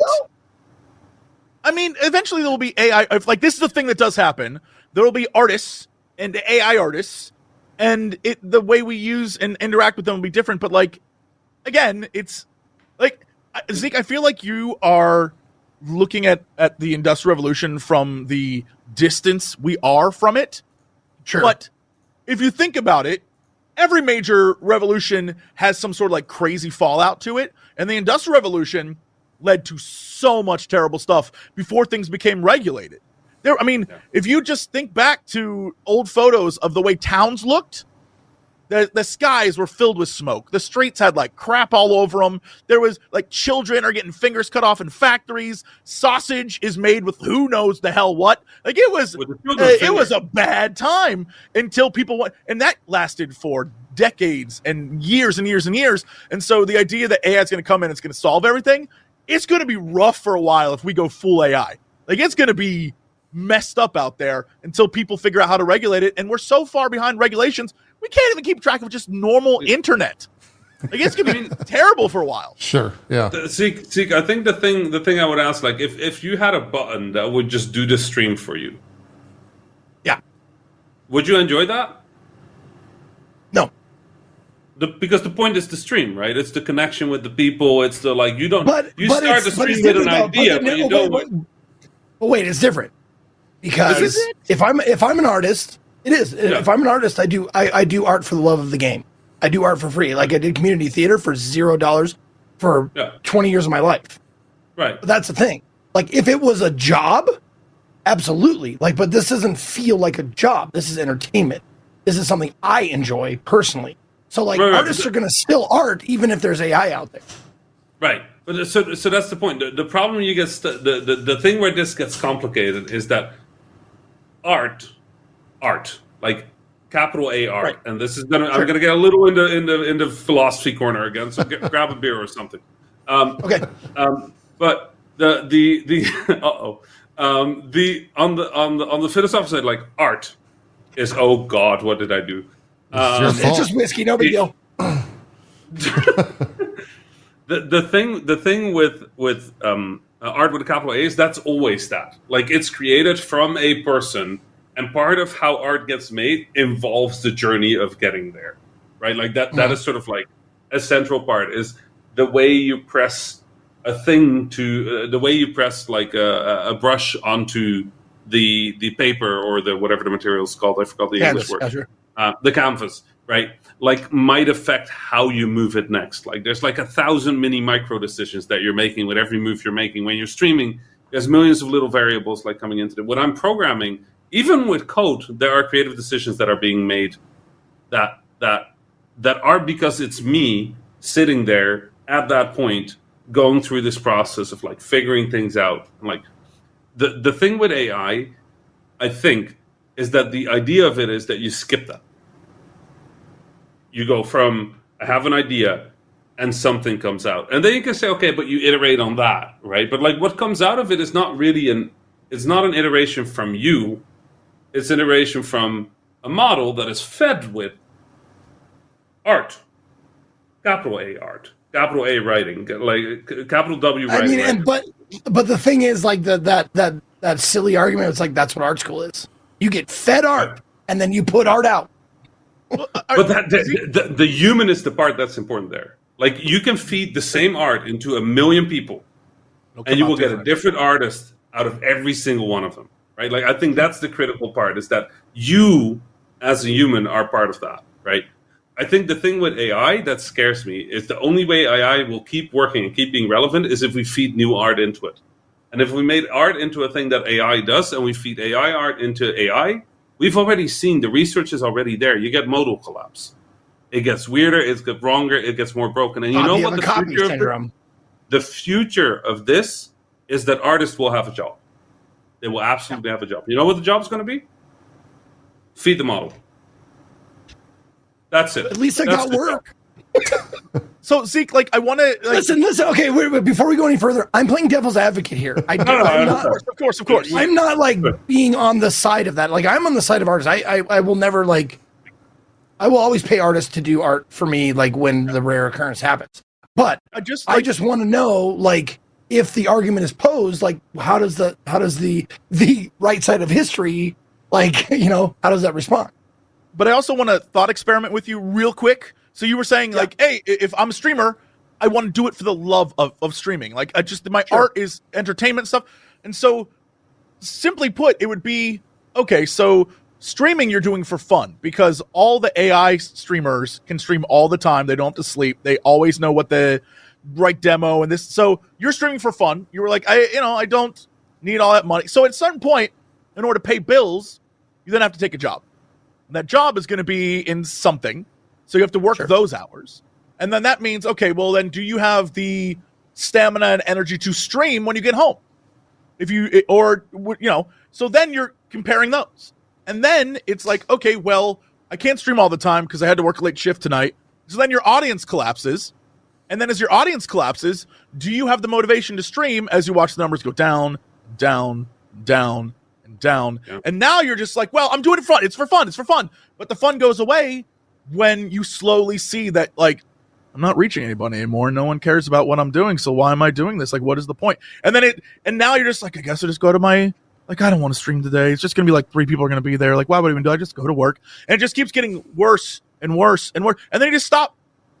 And that's kind of what would happen. Like, AI would just be like, I control everything now. I am the streamer. And that's kind of like, it sucks. I just want to say, like, it sounds like this is coming from someone who's never done community theater, because I've performed full length plays in front of 3 people. How long? It is a little disheartening, but you go back and do it again, and you get a little bit more, get a little bit less. It's just, that's what I'm saying. It's for the love of the game. Yeah, and that's what that means. Is that but you AI will make the game or 0 people? Yeah, but AI will change the rules of what the game is, and it'll be unfair. And your attempt at doing that will be fed into the AI that will then make sure you will only ever be able to do it for fun. Like the thing with this is AI is only good at one thing: take a huge data set, statistically go through it, and get an outcome that scores well against the prompt. That's what AI is good at, right? Like that's the only thing. The only way it's good is massive amounts of data. The only way you get the massive amounts of data is by getting stuff from people who are actually doing the job, because it can't feed itself. It cannot feed itself. That does not work. So the dystopian version that comes out of this is AI is the fastest way of getting shit done, but AI needs content. So everybody that makes content, whatever content may be, whether it's your guys' type of content, my kind of content with the video games, movies, music, words, whatever, you don't do it for people anymore. You do it for the model, and the model is what people use to make the thing that they want to make. And like, I'll be honest, like, I'm gonna get so much shit for this, but like, when you're an artist, the core person you should be making art for is yourself. When you're making shit, you make it for you. And the gamer, in my case, when I make a video game, the gamer is not the primary person I'm doing this for. I'm doing this because I think this is cool, and I think the experience I'm gonna give gamers is gonna be cool. I think that's going to be interesting, and I think they're going to like it. And sometimes I'm wrong, and sometimes I'm right, but that's not the point. The point is I make things because I think they're cool to make. And that's how cool games happen, because we've seen what happens when gaming companies start thinking they know what people want to play. Yep. There you get all that. You get all this shit because the data, the statistics, they really do say that people love free to play. People love free to play. People spend so much more money in free to play. So much. It's not even. See, the numbers are fucking depressing on this site. They're depressing. The numbers. After doing this for 10 years, I am fully and 100% convinced that we as gamers don't really know what we want at all. We're the exception. We are the people in this stream. We are the margin error. Yeah. On gaming that love this, that love games, that love this culture, that love the uniqueness, the art, the special, the beauty of games. The majority of people, the numbers, man, I cry at this shit, man. Like, it's horrifying. You look at it, we're like, every year the thing of free to play live service is like a little bigger, and the thing of like PC, console, linear, like beautiful experiences is smaller. Yeah. Like, but how much of that is one of those fallacies where it's because that's all that's being produced, that's all and that people measured. Play. And measured. That's what they measure. They measure money. So the fact that they're like, even in these corporations, man, every now and then a game comes out, and I can tell because I know how the industry works, right? They're gonna get all the shit, but I can tell somebody in that team went into a meeting with a bunch of money suits and said, listen, I don't fucking care what you want. We're doing this. Right? And they went and they shielded their team from the pressure of that bullshit for 10 months, 12 months, 14 months, 20 months. And they just stood there as a fucking wall, keeping the game from being worse. Right? Like fucking heroic shit in games that everybody shits on because microtransactions went in, but they're the microtransactions where you look at them, they don't really touch the core gameplay, you know. Yeah. Like, and you can tell there was a guy in that meeting that said like, hey, can we make it? How can we make it so that people actually need to buy this? And somebody just stood there and went like, we cannot do that. You know how hard it is to talk against money? Mm-hmm. Now fucking like how hard that is in a meeting to just sit there and go like, no, I understand we'll make 40 million more if we do your thing. But artistically, I think that's worse. This is a great thing to think about, as since there's streamers present and watching, and this is on a streaming service. The advice I give everyone all the time when they ask, like, how do I get into streaming? How do I do this? I always say, and Zeke is a great example of this, like, play the thing you love. Don't stress worrying about, like, if people are watching. If you love a thing and it shows you love a thing, an audience for you will grow. And every time the pushback I get is, right, but I want people to watch, and I want to grow fast, and I want to do the things, and all that translates to is like I got to play the game that's hot. I got to do the, and they may not love it, and they're going to sit there and they're going to play something they hate because it's the most popular thing, and they're looking for people to just stumble on them rather than just play the thing they love. And it might take you 10 years to grow. This guy only hit 1 million subs on YouTube like late last year, this year. Like that took 10 years. But it's because like you don't, like it takes time to grow, and people see I want to grow quick because this other guy grew quick. So I want to do this, and it's like it's money. Money is doing that. It does it in games, it does it in everything. And streaming is another great example of it. It's like, yo, if you want to be good and you want to have an audience and you want to enjoy yourself and you want this to be the thing you do for fun and you want to zeke it up and like, I do this for passion, play shit you love. And you will never, it won't feel like you're working. But the problem is it's like, God, I got to pay bills. I want to make money. I want to like go travel. I want to go to conventions. I want to do stuff. And so you're chasing that now. It sucks. Yeah. That's the first thing I tell people is do it because you love it, not because you want to make money. Yeah. Like go in with the idea, like if you don't love doing this, maybe this isn't the thing for you. Like if you wouldn't do this for free for 0 viewers to start with, then like maybe it's not for you. But like I also feel like describes a passion. Like how many of the greats, the greatest artists of all time, died fucking penniless because no one bought their shit, thought it was valuable until they died. Sure. I also feel like there's a generational difference here, because I'm willing to wager that at least for everyone on this call, in the beginning, it wasn't like, I know YouTube, Twitch, it wasn't a job. It wasn't about money. It was a hobby passion thing. We existed before subscriptions were on Twitch. And then suddenly you were making money and you were like, what the hell? How'd this happen? Yeah. So, okay. There's like an appreciation a little bit more because you didn't see it as a career. It was a hobby that suddenly you made money for. And it like now it's a job. People see, oh, that's a job that I can do and I can be that. And it's a different thing. Yeah. I will. Okay, I'm gonna take the brown person position on this. And the brown person position, let's hear it, is very simple. Okay. I have a brown parent. Okay. Telling a brown parent I'm gonna be a game developer is like kind of shit. Like that ain't like we're not doing that. Like you're gonna get a real job, right? So for me, when I went into game development, right? For me, it couldn't just be because it was fun, right? Because I was gonna get my ass, like I just could smack through the room like that. That was not gonna work. So the thing I think that I learned is that you can, if you want to do this, and I think all three of you are probably good at the same balance, is you have to be good about the business. There is a business to this. There is an income. There's a job. There's an audience. You have a brand. But at the heart of it, always needs to be truth, right? Like at the heart of what you do always has to be this genuine, this part of you that is genuine and true. And if you don't protect that, if you let the business steer where you're going, that's when shit goes to hell. If you only do it without any consideration for whether you're actually going to be able to pay the bills at the end, you're also not going to do best, because the best version of this, you have the resources, you have the time, you have the income to be able to keep doing this, to wake up in the morning, sit behind your computer, stream or develop or code or whatever the fuck it is that you do that is creative, right? So at the start, every artist at the start has to have this little bit of privilege to be able to do this, right? To start, to zero money, zero interest. And the easiest way of having that privilege is you're in school. There is no expectation of you earning money.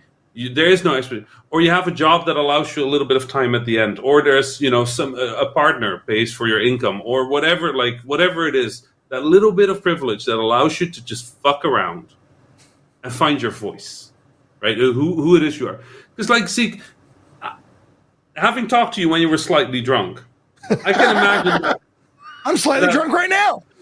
See, the version, the voice of you when you stream is probably something you stumbled upon at some point that felt just very true. to who you were, who you wanted to be, and how you wanted to interact with this. And it was probably fun, and it was exciting, and it was cool, and it was interesting, and it allowed you sort of explore this space and like be, because you're, like you said, community theater, right? Like there's a bit of theatricalness to how you stream that is not with JP, right? The JP is a different type of voice, right? And Jesse, same thing. Jesse's a different kind of voice. And same thing for me as a game developer. I have a different kind of voice. And me finding this voice took forever, mate. Like, people think I just went into the games industry knowing my shit, mate. Like, I didn't even know how to, like, she told me how to, like, just do anything in the games industry. Like, fuck, I had no idea. I just stuck around for 15 years doing stupid shit, and all the shit that worked out, I just name as things that are smart, and the shit that didn't work, I name as things that are bad. You know? But that's the thing. I think the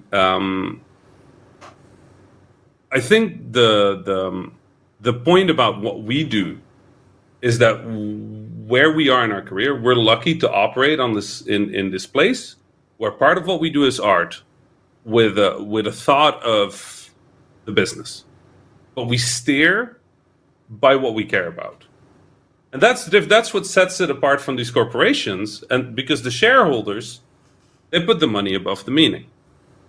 They're steered by money. They're controlled by money. Phil, again, at Xbox, literally said this, explicitly said this, like, I love this, I agree with all of you, but I have a company to run.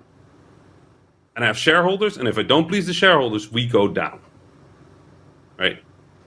It has to, like, I think the only way we're going to save this games industry if we can get it. Wait. Are you defending Phil? Because that's a bad play. That's a bad play. I've seen it go wrong. Other people have tried, Rami. Don't do it.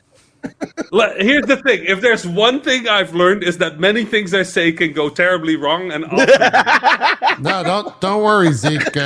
Mike Ibarra already beat Rami to that. Yeah. It's fine. We're safe for now. Yeah. But it is the privilege you're talking about is absolutely correct. Absolutely correct. I think everyone has who is successful and long term in what we're doing has had some sort of privilege going into it. That they've been able to, I don't want to say exploit, but use in order to keep going. And a lot of people, even watching us right now, are definitely of the mindset that, like, look, that sounds awesome, but I have bills to pay and I got a job. Like, most people simply cannot. And that goes back to even the AI conversation. At a certain point, most people simply could not compete with AI. And so, like, look, I'll go do something else. And that's the real, like, downside of all of it is, you know, life. It will kick you in the balls, man. And that's sometimes people are a little, like, privileged in it, and I'll admit that completely. Yeah. You know, the shitty part about this is they'll replace who kicks you in the balls with an AI as well. There will be no art to getting kicked in the nuts in the future. It will just be statistically generated, the most painful kick. Yeah, but at least we know what to expect then, you know? Yeah, well, yeah. That's not good. I mean, I don't want to get kicked. I don't want to get kicked in the nuts by an amalgamation of other nut kicks. Yeah. Okay. I don't want to know that I'm going to get kicked in the nuts by an amalgamation of nut kick. Yeah, I don't want to know it's coming, JP. Where it's like, we all know it's going to happen. I don't want to know. I mean, worse. I want to further this conversation and ask, instead of a bad thing happening to you, what if you were given, if you had to have a surgery, would you rather it be performed by an AI or by a human, and they both have 100% success rates? Human. Yeah, human, easy. What? Human. Just if they both have 100% success rate. If they're both at 100, that's easy. Human. Yeah. I think it's pretty split in chat. I would go AI. I mean, here's the thing. You remember that Tesla that didn't see the truck because the truck was blue? Totally, yeah. Yeah, I think of that one. I think of that one a lot. You know, I fly airplanes. I think of the yips. Like AI won't get the yips, but a surgeon or a golfer or a human can get those. The human could be having a bad day. But if we assume 100% success rate, then I guess we can't assume that he could be having a bad day. Yeah. I mean, but Rami's right, though. There's things that a human brain can pick out and deduce that AI simply cannot, because Unless it's trained to, yeah.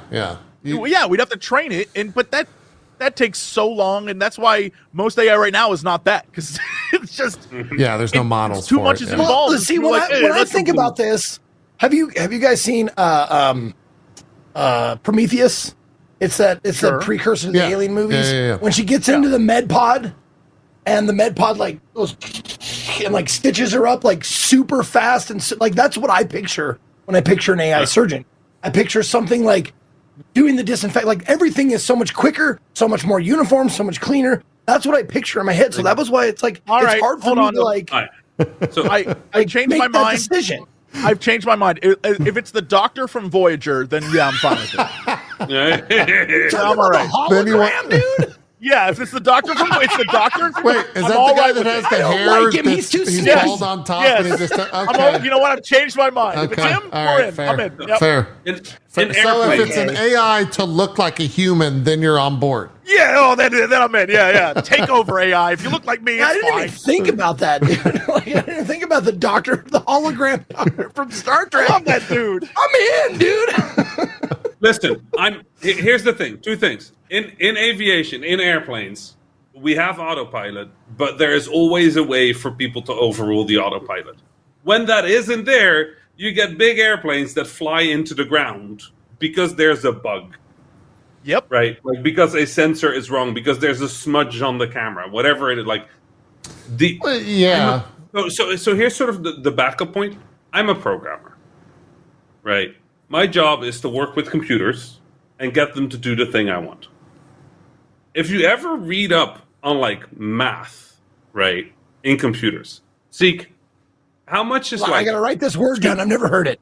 MATA. What is 2 plus 2? 4. Right. Yeah. If you ask a computer what is 2 plus 2, it should generally be 4, right? Right. If you ask computers to work with decimal points, at some point you have something called a floating point inaccuracy, right?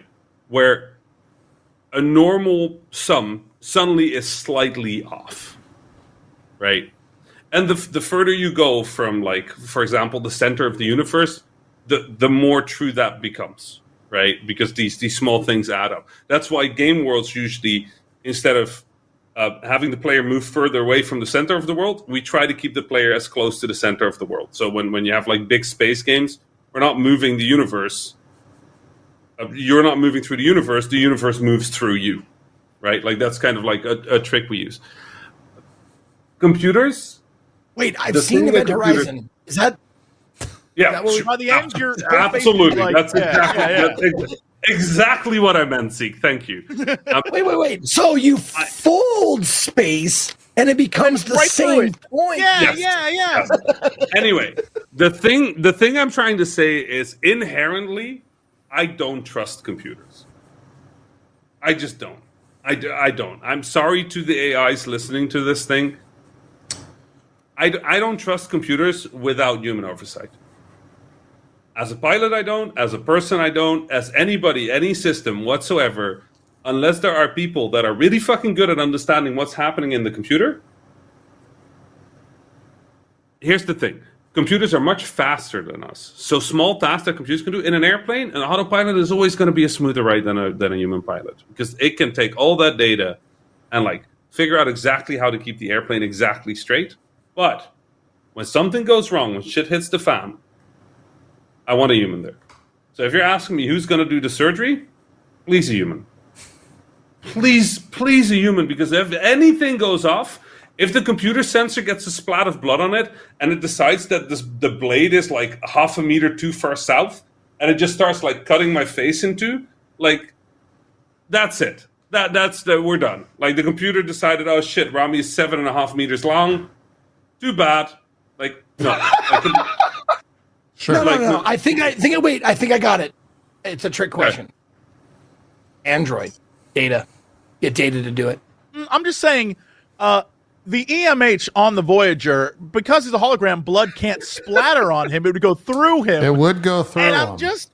I'm just saying, that's my guy. I'm in. I'm back in. We need holodecks. We're back on the holodeck. Get on it, science. Yeah. Well, Microsoft was getting there, but then they are they still doing holodeck stuff? Is that still a thing? Didn't they get rid of that? Didn't they scrap that department?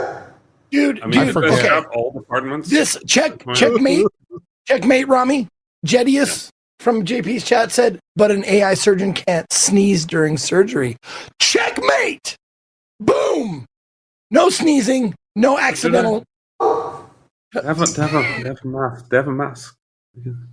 They can let go of the thing, you know? They're just like, No, but they have the knife in their hand and they got to sneeze. And it just sneaks up on them. I mean, It was a ultimately, joke. Just JP's laugh. chat- For fuck's sake, JP give me a lol or something.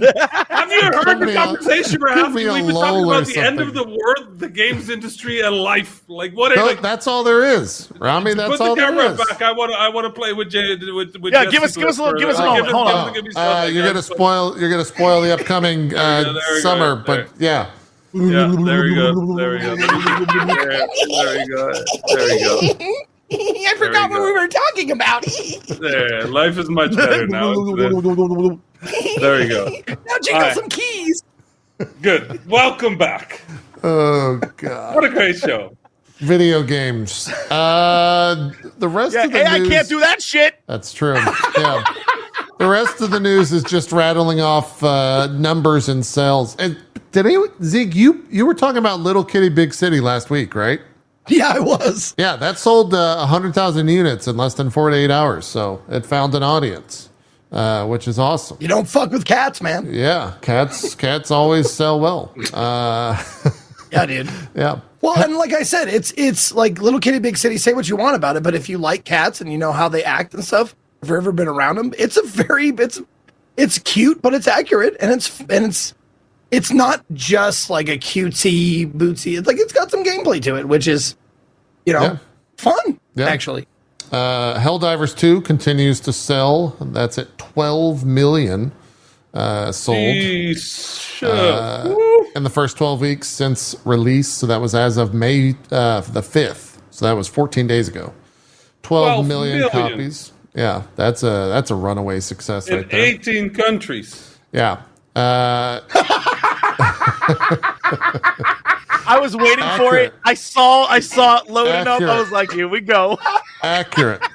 No, I saw him like he was flying through the air for the alley oop. It's like, Yeah, yeah, I knew it was gonna happen. I was waiting. It's true. That's true. Here's another crazy number. Grand Theft Auto 5 has now sold approximately 200 million copies, according to Take-Two. Well, it's time to get some layoffs there. Yeah, I think they better be laying people off. There was also the news that Take-Two, Grand Theft Auto's publisher, and devs have narrowed Grand Theft Auto 6's release to fall of 2025. So, still got a while for that. But the next Grand Theft Auto at least has a season, I suppose, tied to it. You think that game is will it sell at gonna all? do? What? Sorry. Well, too many questions. No, Robin, no. what was your question? Zeke first. Zeke, what was has your smarter question, questions. Zeke? I don't remember. Go ahead, Rami.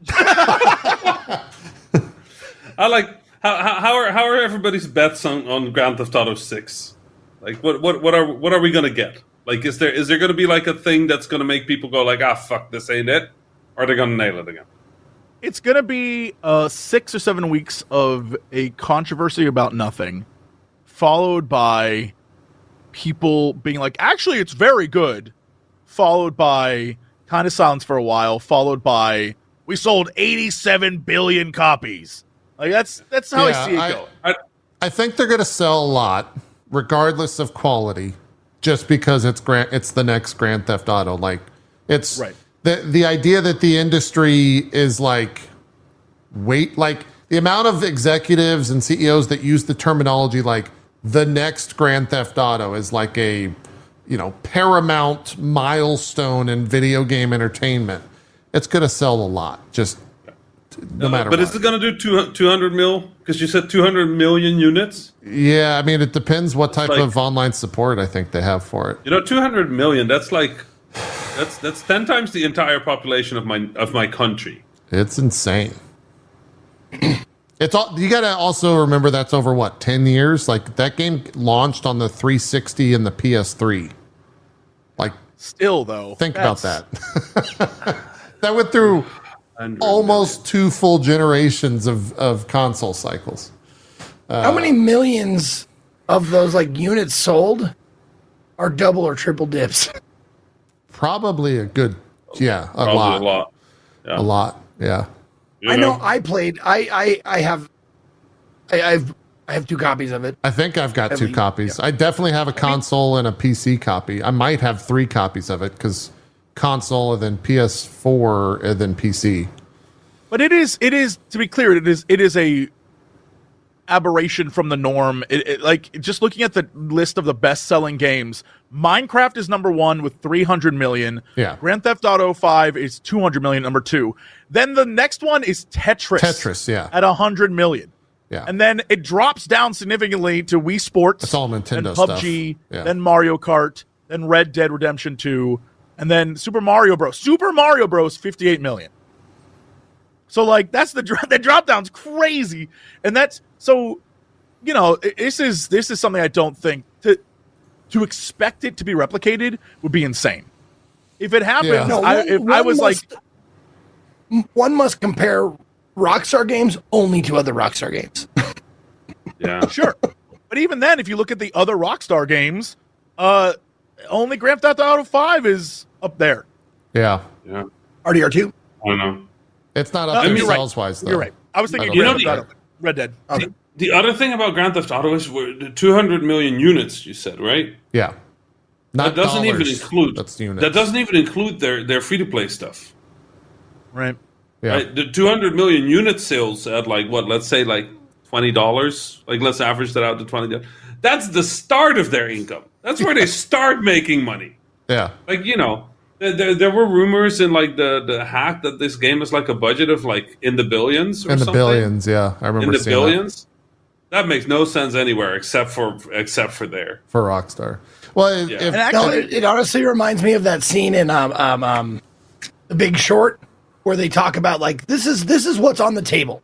You're seeing this on the blackjack table. These are the bets, and then the crowd around them is where the actual money is. It's like that's where the real bets are going on. Like this stock is doing well. I'm going to bet on this, and then people are like, making money off of that shit in the background, and no one. It's like not on the front page. yeah, I mean, microtransactions in GTA are astronomical. Like probably those 200 million units sold is probably a drop in the water compared to the ocean that is the MTX sales of GTA. Like I said, the numbers are depressing, man. Let's not go back to the numbers. Nobody mentioned any more numbers in this entire show. I've got nothing but numbers for you, Rami, for the rest of the Great, news. there we go. Ghost of Tsushima is now the biggest single-player PlayStation debut on Steam, surpassing God of War.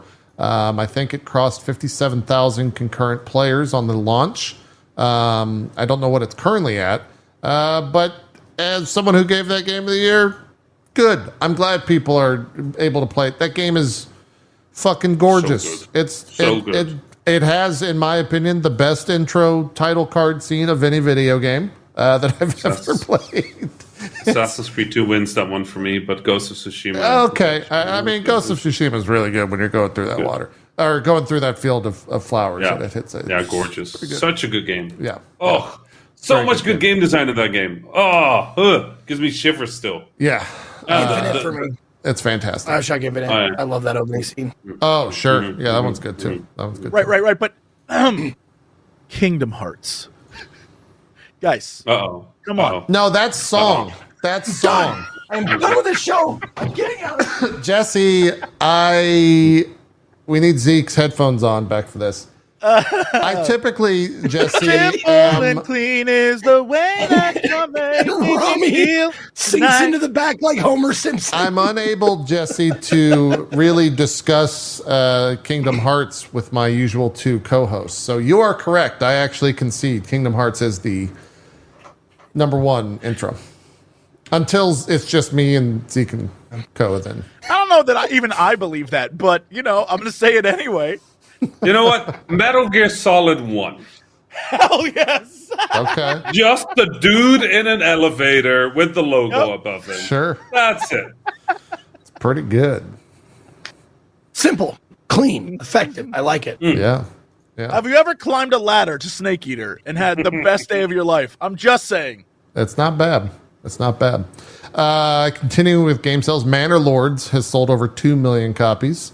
That's fantastic. I think they had like 3 million wish lists, so it's pretty cool. I missed the 2 million era people of bought indie it. development where whenever shit like that happens, somebody would make like a demake called Manure Lords or something. And Yeah. I missed that era of indie game development where just in 2 weeks there would be a version about shoveling shit. Sure. Oh. Here's a crazy stat. The Switch is now the most successful platform for the main Pokemon series, with over 96 million units shipped on the Switch so far. The closest platform for the Pokemon series to that is the Game Boy and GameCube, I think. What is GBC? Yeah, GameCube. That would be It's Game Boy 75 Color. million. Color. Oh, Game Boy Color. Game Boy Game Boy Color. Thank you. Yeah. That would be 75 million before that. So people still buy Pokemon on shitty hardware. It doesn't matter if it's Here shitty it's or not. popular. Yeah. Dude. It's big. when I worked at the pawn shop, and we would, because I worked on the online section, we sold stuff on eBay, like collector's items and shit like that we couldn't sell for as much in the store. And one of those items was any fucking Pokemon game. Yeah. Any one of them. Any one of them was worth like $5 to $10 in the store and 20 to 40 online. Yeah. Every fucking time. That makes So sense. anytime we got a Pokemon game in, they'd be like, like the storefront guys would be like, don't snake that, we'll have nothing to sell. It's like, too bad, bitch. We're going online with that because that sells way more to someone in Des Moines than someone here in Montana. There you go.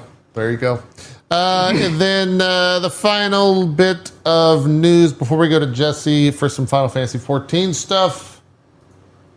What? Jeff Keighley What? has announced It's the Jeff first Keighley time. 55 partners that will join him for Key 3 this summer on Friday, June the 7th.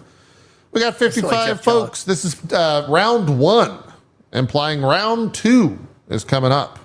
Oh, fuck. I mean, okay, but here's the thing. This is the full thing, right? Yeah. I gotta be honest. I gotta be honest about this. This is giving me the same vibes that open world video games give. At some point, it's enough. Like 55 partners, and that's round 1. Like, what do I don't need? Like, I don't want to get out of this thing exhausted with what's happening. Pick like 12 good things, man. Like, Jeff, please. Like, just pick 12 good things and show those to me. Did you watch, by the way? Real quick. Okay, go ahead. Please keep talking about important stuff. But JP, can you make me small and make me that logo? What logo? You'll see it.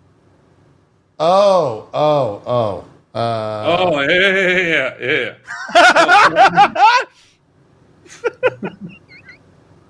Oh, yeah. There you go. Okay, keep talking. Hold Yeah. on. I got to shrink. Someone put actual time and energy into making that logo, and you are Yes. defiling it. Don't worry, it was made with AI anyway. It's fine. There you go. But Thank you. What was I going to say? I just. Oh isn't yeah, this- Rami. I have to ask? Did you watch the Triple I initiative? Yeah. Okay, as someone who has watched almost every major event announcing games for probably 10 years at this point. Was that like way too much, way too fast without break for you, or was it on point? No, it was the same for me. Okay, There's too much, all like, I feel like everything is kind of too much at the like. There's so. I think we're at the point where everybody's just like, you know what, we're done. I wish we were back. I think this is one of the things I like most about sort of like influencers, right? It's like, okay, there's two types of influencers. There's two types of influencers from the games industry, right? We see two types of influencers. There's one that it doesn't fucking matter what they play anyway. It's not the point. People don't watch for what they play, right? Sure. Like it's not it. They're there because they have this connection to the streamer, whether it's parasocial or genuine. Like, it doesn't matter. Like, but they're there because. And then there's the people that are actually probably the closest to what we used to have as curators. they have a vibe of game that they like. People know that that's the person you go to when it's this kind of game. They might play some different stuff, right? But you know that even whether they play just one genre of game, of multiple genres of games, there's a specific thing that they like. Back in the days, it used to be magazines. You know, you would have gaming magazines, and it would always be like the one person where you're like, if that person likes it, I will fucking like it, you know? Yeah. I wish events were more like that. More tailor-made or more... I wish that I knew what Jeff likes playing. Right? This is the Jeff show. You want something like with more of a single vision. A single person's like through line through the event. Yeah. I think that makes sense. It's a good point. I don't know what Keeley actually likes. That's a great point. Like, what is... I think he likes Valve games. We know he likes Kojima. We know that. That's true. He does like Kojima. He's a big fan for Kojima. He likes I wonder if he just likes the guy or he actually likes the games. That's a genuine fantastic. I was thinking the exact same thing, Zeke. I was like, I don't know if he's a fan of the games or he just likes the man. Yeah. Like, because we never see him playing it. We just see him hanging out with Kojima. That's right. So, like, yeah. Maybe they're just friends, but it doesn't mean he likes the game. Yeah. I don't know. Okay, my arms are getting tired. Can you make me normal size again? Sure. Yeah. I hate that you moved little tiny Zeke. Like, come on, thank you. Guy. Oh, God. Come on. Thank you so much. Yeah, no Can problem. you make me real big now? If you want, yeah. You can take over the... So I've always had the idea that I'm just fucking enormous. This is how I feel all day. I just feel real big. Okay. This is the silliest. The silliest thing. Silliest thing. He's doing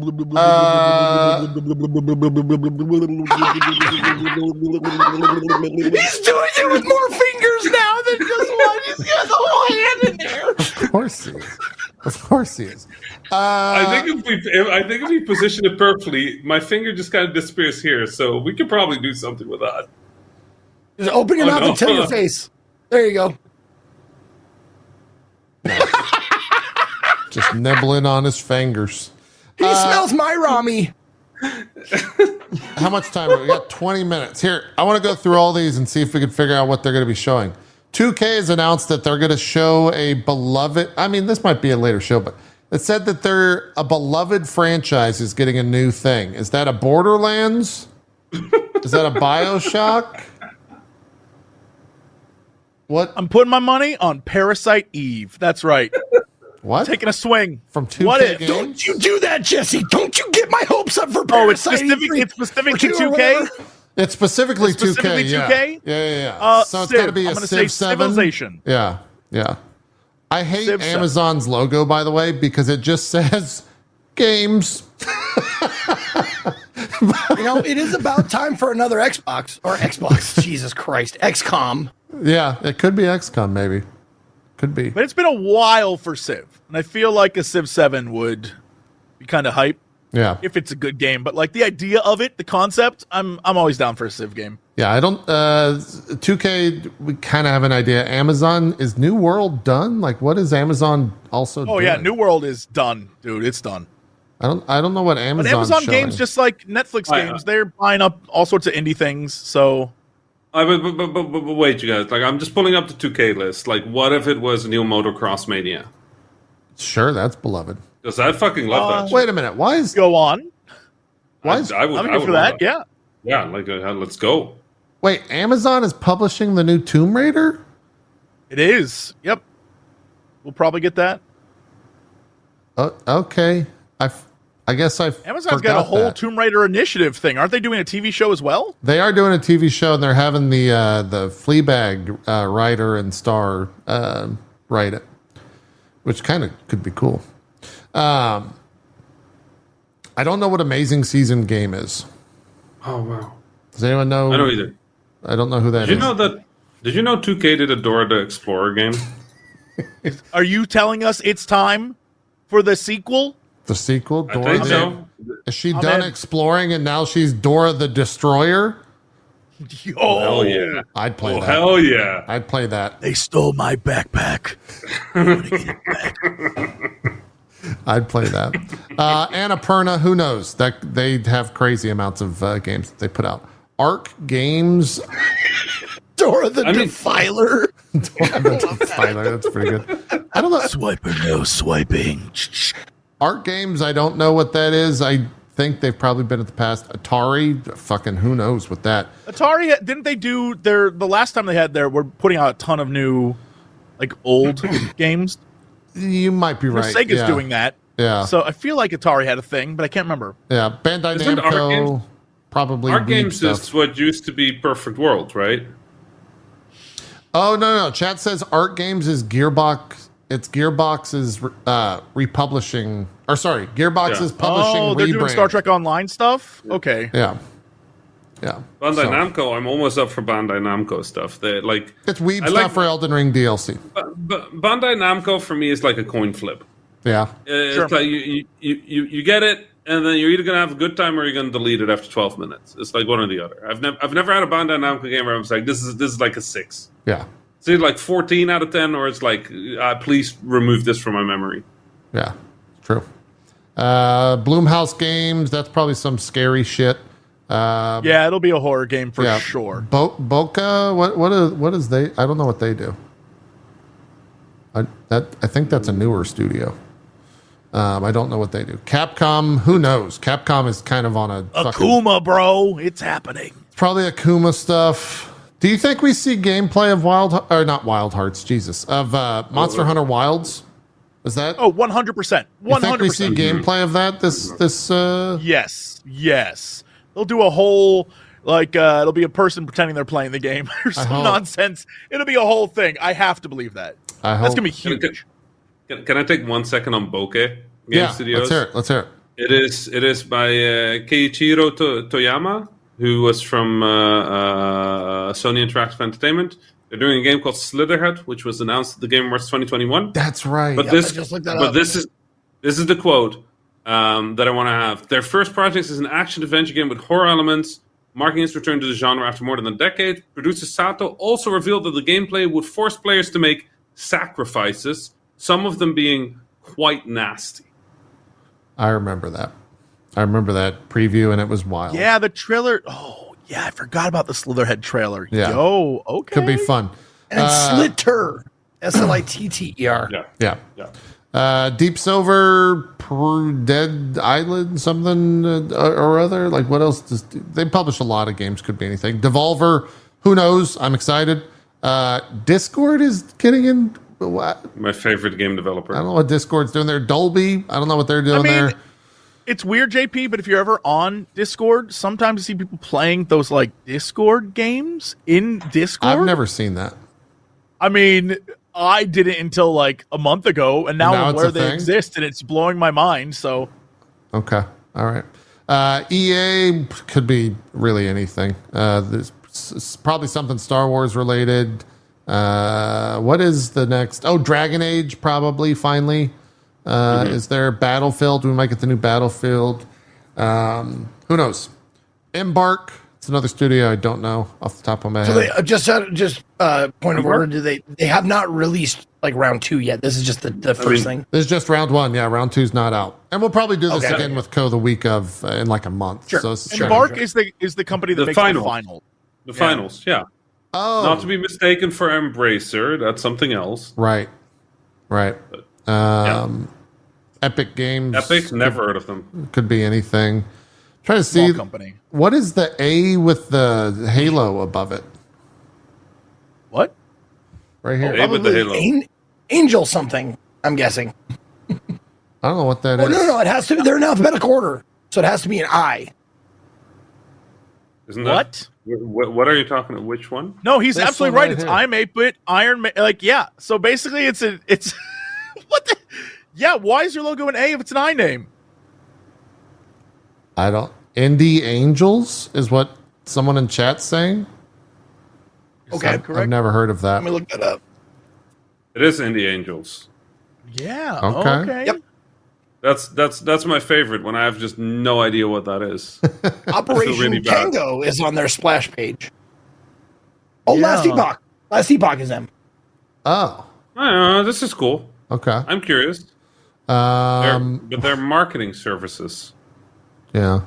What is S Game? I've never heard of S Game before. Is that like S words? I guess. I don't know. S Game, the Samsung Gaming Hub. That'll probably be the ad that everyone gets tired of. And then we have Steam on there. Steam is on there, so we might get that that hero shooter we were talking about. Mm-hmm. Maybe. And then the rest, Xbox, Warner Brothers, that all makes sense. Xbox has their own. By the way, I was thinking about just like the Key 3, whatever we're calling the summer events.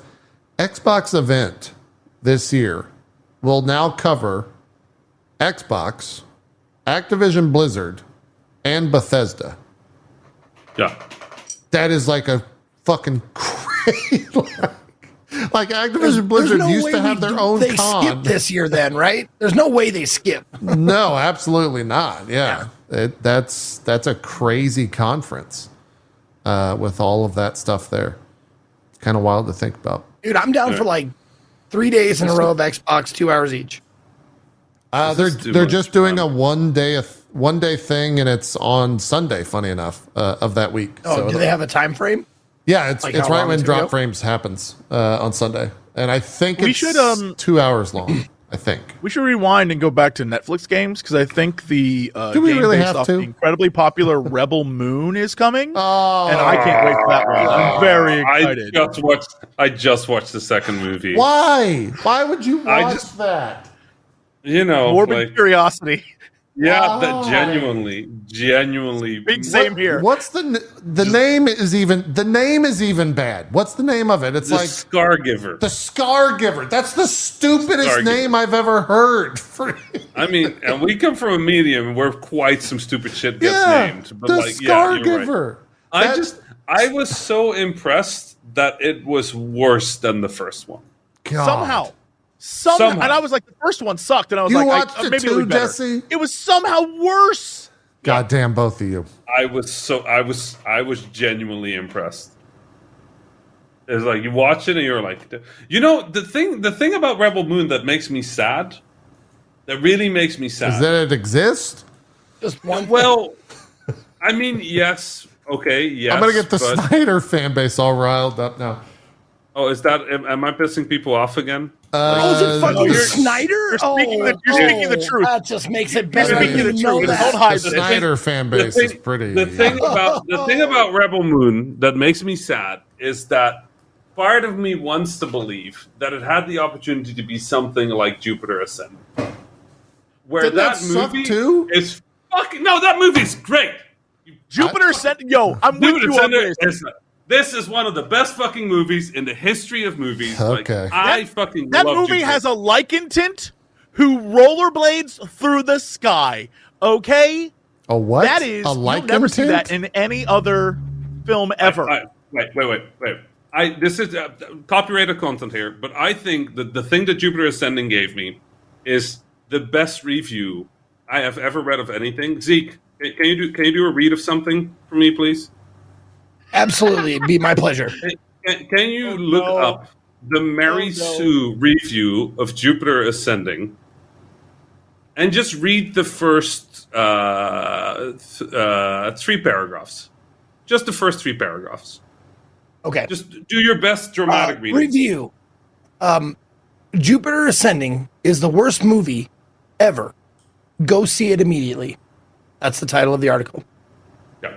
All right. What? So what exactly is Jupiter Ascending? Go ahead. You want to? I haven't started yet. If you want to say something, Jesse. Oh, I was just gonna say, to explain to chat really quickly, the lead character of Jupiter Ascending is named Kane Wise, played by the lovely Channing Tatum.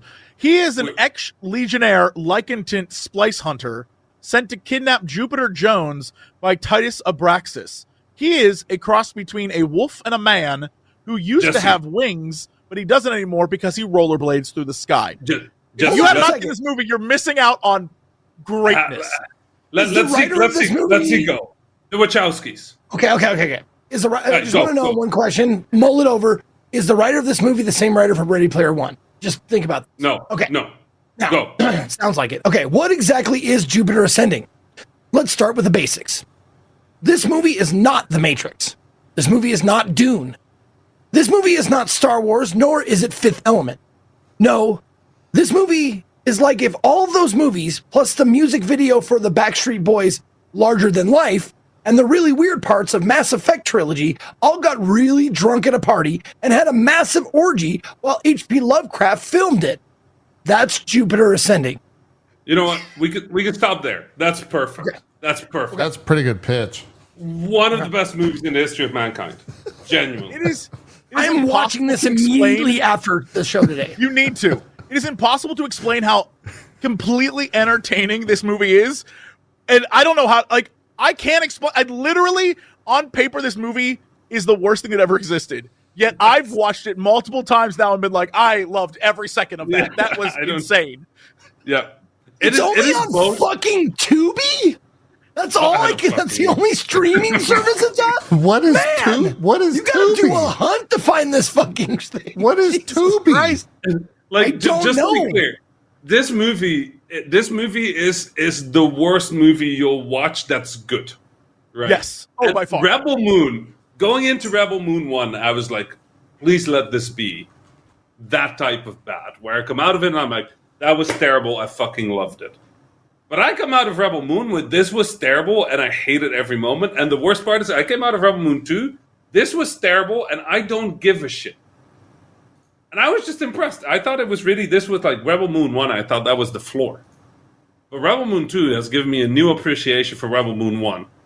Like, fucking listen to this lineup. Channing Tatum, Mila Kunis, Eddie Redmayne, Sean Bean. This is like fucking Sean Bean plays a bee man, by the way. He is a bee man. He is a man who communicates with bees, and his name is named after bees. Yeah. This movie is incredible.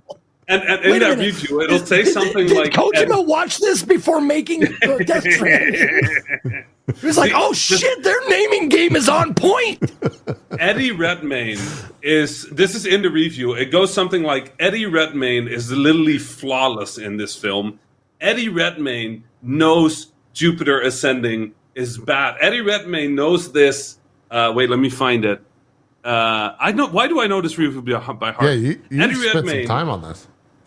Eddie Redmayne is literally flawless in this film. Eddie Redmayne knows Jupiter Ascending is bad. Eddie Redmayne knows this perhaps better than anyone else in our solar system, and he does what needs to be done. He swooshes around without a shirt, but with a black cape for 2 hours, speaking only in whispers, except for the very occasional ridiculous outburst. He is so over the top. I am not sure where the top is even anymore. He should win an Oscar. So let me ask you this, Rami. Rami, let me ask you this. Phenomenal. Phenomenal. Should I pay money, hard-earned American dollars, to watch forever? this, Yes. to rent this on Amazon? You can rent it on Buy Amazon the collector's now. edition DVD Or should I get it some Blu-ray other means? and buy it. Yes. Okay. Okay. There is a moment in this film. I'm going to come back to you and ask for my $4 back if I don't like it. if I deem it necessary. $2 from each of you. This film has multiple of the exact same, like, there's like 5 rescue scenes in the exact same thing that happen just over and over. There in the middle of the movie, there is literally a 15-minute, all action stops, and it's like, we're going to do a goof about getting a license. And it's literally a bureaucracy joke for 15 minutes in the middle of the movie. Don't and it's like, spoil it now! Dude, it's an incredible come on, film. you're ruining all the fun! It's so I cannot stress this enough. Buy this movie, own it. I want this to have a resurgence where people are like, do people actually like this movie? I want people to question, and I want Hollywood to be like, let's make a sequel. Let's do this. It's on Amazon Prime now for $4 rented. Hell yeah. Hell yeah. Do what you need to. Oh, Anyway. Wachowski. Yeah. Matrix Wachowski. Wachowski. Yeah. Wachowski. Oh my god. The Wachowski. This, honest to God, Zeke, this was their post-Matrix. We convinced the studio to let us make our Star Wars. This was going to be a trilogy. I remember it before it came out, and then it came out. And I never heard anything about it. This was going to be their huge Star Wars trilogy that was going to be the next big thing they did. And they they swung for it for sure. It had a budget of like. It had a budget of like 200 million. Wow. Like I have to give this the same treatment that I gave watching the Cats movie. Like I have to document my journey through the movie. I think the Cats movie is genuinely the scariest thing I've ever watched in my life. Like I've gone to horror movies where I came out and I'm like, man, at least I wasn't as terrified as Cats was fucking atrocious. Holy shit. Well, with Cats, like, I was unaware that you could actually, like, physically sense your brain cells dying. Like, I didn't know you could do that. And during watching Cats, I felt it's like a little fizz, like a carbon fizz, like just brain cells just popping, exploding. Yeah. Cats is the most aware I've been about how gross the seat in the cinema I was in was. Like I have never thought about that in any movie ever. And I was just sitting in it and I'm like, this is, and like the other thing was like the screening I was in was just full of kids with their parents. And that movie is fucking horny. Yeah. That movie is not halal. Astaghfirullah. That movie is haram as shit. Yeah. And so having the parents just sit there going like to their kids was just incredible. What's amazing to me is that you found a theater with more than you in it. Because when I went, it was just me and the person I went with. And that was it. It was great. Me and a friend go on like cinema days where we just like, we start at 9 a.m. and we just watch movies until like 9 p.m. And we decided to go on like the second day that Cats was out. So nobody knew that it was that so bad. The word hadn't gotten out yet. No. It was the longest running fucking terrible musical on Broadway. I watched before I watched Cats. I saw a traveling company do Cats, and we went as like a school thing, like our theater group or our theater. It was class bad on stage like, too. Don't worry about it. And I saw it on stage, and it was just a moment. It was a fixed point, like Doctor Who. It was a fixed point in time that can never be changed or altered in any possible way because it fundamentally changed who I was as an entertainer and an artist. Because I did not realize how much there is out there that can be considered art. What else did Weber make? He made another weird film with like robots or something, right? Like what? What was his other? Andrew Lloyd Webber made a robot movie, or not a movie? Sorry, a play. He had a crazy. Phantom of the Opera isn't about robots. Was it Trains? Starlight Express. Yeah. What is Starlight Express? Yes, it's a 1984 or 1984 musical. With music by Lloyd Webber. It tells the story of a young but obsolete steam engine, Rusty, who races in championship against modern engines in the hope of impressing a first-class observation car, Pearl. Famously, the actors perform on roller skates. From timeout.com, Trains singing on roller skates. Why? Sure, the standard response is it's for kids, but honestly, our nation's youth have had enough on their plates without having to worry about the love life of a bunch of frisky steam engines. I'm gonna answer this very quickly. That article and to everyone else asking why. I'm gonna say drugs were involved. I'm gonna say lots of drugs were involved with both that and Cats. I'm just gonna put it out there. The thing is, I hate when you have like this really cool like. This game and it's like weird and people go like, oh, it's drugs, because like there's so much creativity involved. But on Cats and Starlight, no, definitely drugs. I mean, 100%. It won no fucking way around that one. Starlight Express won a Tony in 1987 for Best Costume Design, and it was nominated for Best Musical Original Score, Performance by a Featured Actor in a Musical, Direction of a Musical, Choreography, and Lighting Design. So I will say must have been a slow theater year. Honestly, the reason why I think Cats is successful is because a lot of the songs from it are very catchy and people like. But Cats as a property is nonsense. Yeah. I still don't know what the hell a Jellicle Cat is, and it's been 30 years. I have no idea what the hell a Jellicle Cat is. He answered it. He answered it in interviews. It's just a made up word. He made up the word. He's trying to do a Shakespeare. Shakespeare made up a lot of words that we use commonly today, and Angelical didn't catch on. Like fetch. Wait, Zeke, hold on. The year that Starlight Express was nominated for Best Musical, Les Mis won. So that's like the number one musical of all time. So it definitely wasn't a slow year. Was that you or Jesse who said that? Oh no, that was Zeke. No. It was a slow year other than Les Mis. Like Les Mis came out, and everybody out there were just like, we got to fill up this category with something. Okay, fair. We got all these other theaters; they're empty. What do you got? Okay, for the record, I saw Les Mis on stage as well, and that is fucking tastic. Yeah, Les Mis is fantastic. Okay, yeah. So here's my idea: we're all on skates, and we're in trains, and we just skate around and sing.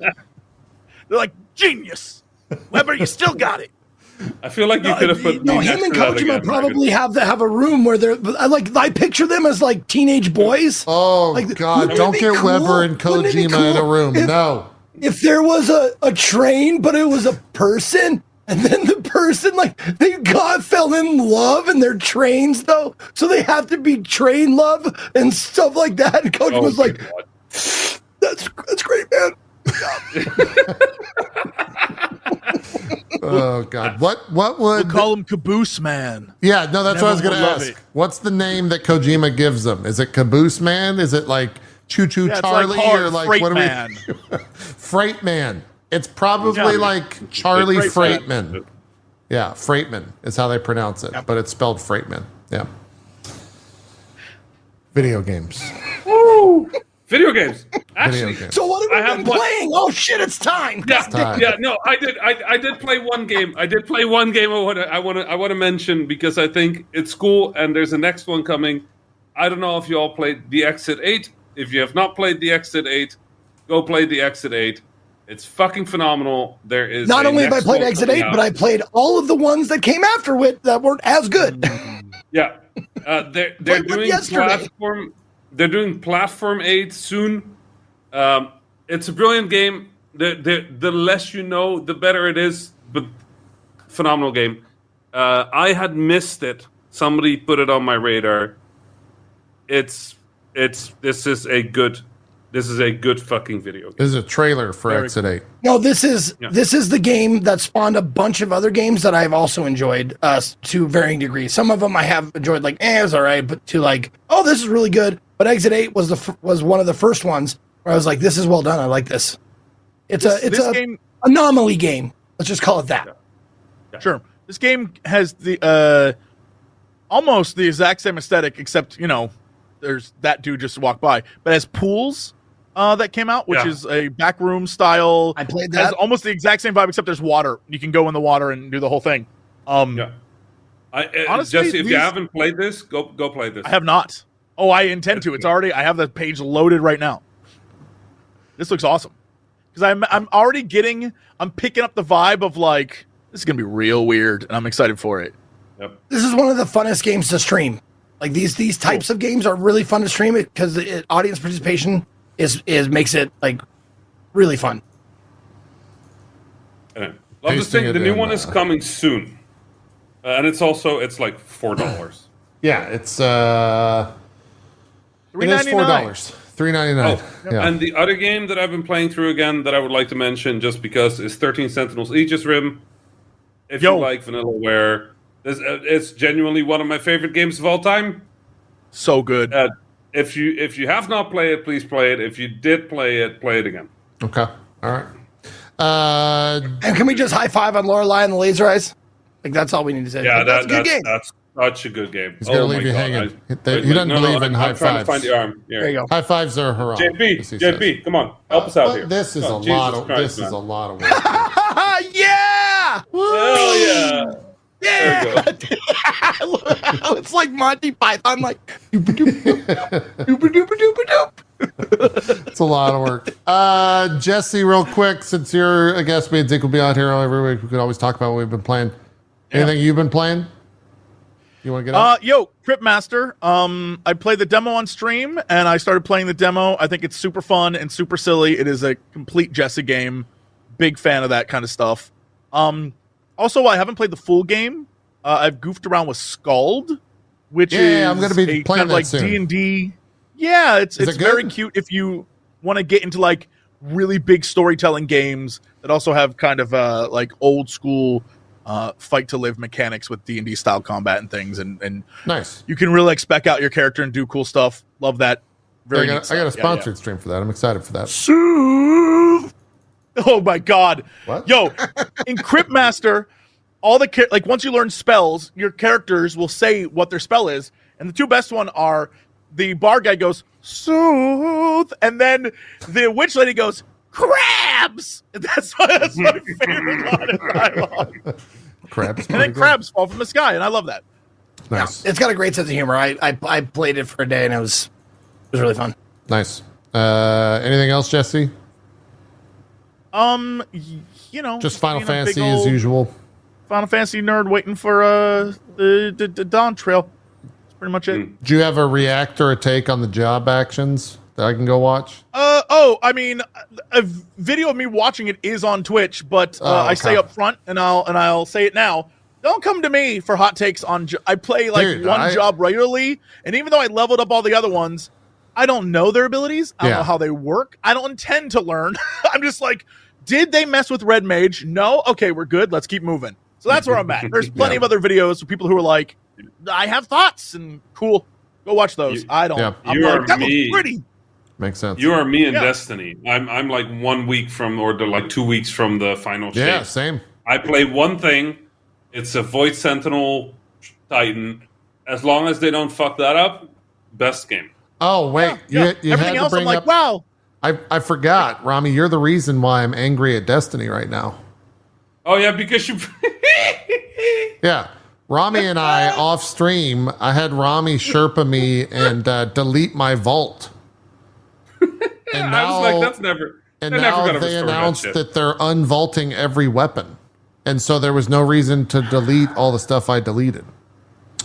Rip. I mean... This was like 2 years ago. Yeah. Yeah. So. I do not feel bad, but I do feel a little bad. Yeah. Yeah. I'm sorry. It's pretty messed up. We should go play some Destiny so you can get some new weapons. Yeah. You need them. You don't have a lot of weapons made. It's embarrassing. I've got a lot now, but okay. I've played a decent You amount. just go raiding with him and tank the raid every time and play it off like you're not. Me or Rami? Who are you? You. Oh, you want me to go back talk at to him? him? Oh, yeah. I see what you're saying. To be fair, in my raid crew, to Rami something means to die when really there's no reason to die. Like, you give me like the hardest job in the raid, I'll do it flawlessly. Yeah. But when I'm just standing around, I'll walk backwards off the level. Great. And I was like, dude, why are you wasting a revive token? It's like, I don't. Yeah, makes sense. I don't know. And then the last thing I will say, and I'm not going to explain anything, which I think is great. Maybe I'll talk about it next week. Diablo 4 is good now. Cool. That's it. Thanks for watching, everyone. Let's do some shout-outs. Can I please get Destiny one more time? I will we never doing? get to do this again. Oh, we're doing I this? just want Destiny one more time. Yeah, please. Like, I just want to pet the good boy. Come here. There we go. There we go. Fuck. Is he happy or sad or angry? I don't know. We don't know. We don't know. Okay. We don't know. Oh, that's good. That's good. We He's don't cooing. know. That's a good sound. Yeah. I'm just happy now. Thank you. All right. Let's do some shout-outs. Zeke, we'll start with you. What do you got going on? Where can people check it out? Yo, what's up, everybody? My name is Ezekiel the Third. You can find me at or /Ezekiel_I on Twitch, Twitter, and YouTube, or Ezekiel the Third, all spelled out on Instagram and TikTok. Thank you, huge thank you to Jesse and Rami for being on the show today. We had highs, we had lows, we had peaks and valleys, like a good game should have. And I'm bringing. Hey, I remember things. Thank you to JP for being my co-host every week. If you want to check me out, you can find me. I broadcast every day, Tuesday through Saturday at 10 a.m. And this Tuesday, I'm actually going to be playing a new game from a friend of mine, Jack Lafear and Fran, who made Unepic and Unmetal. New game coming out called Pompous and Celine, and me and Skin Teen are going to be co-oping the release of Pompous and Celine. So if you want to come out on Tuesday, that's what we'll be doing. And then maybe, hey, someone put Parasite Eve 2 in my head, and I realized I never played it. So maybe we'll play that this week. Who knows? Because I played Parasite Eve 1, and I cannot believe that I hadn't played 2 yet. That's a good one. Maybe we do that. That's all I got. Thanks for watching. Fantastic. Jesse Cox, do some shout-outs. What do you got going on? Hey, boy, I assume this is the last time I'll be on before it comes out, so all my information is on the side. Love you. It's not Shabuzi, it's Jesse Cox. Shabuzi was the old thing from literally 10 years ago. Well, it's fine, JP. I don't expect you to update things. It's cool. Here's what I'll say. On July... he's going to change it to something terrible or just eliminate it. You know what? I'll take it. On July 16th, hey, I'm going to shout this out now. The new game I'm producing, Gestalt, Steam, and Cinder, comes out. So feel free to go wishlist it now over on Steam.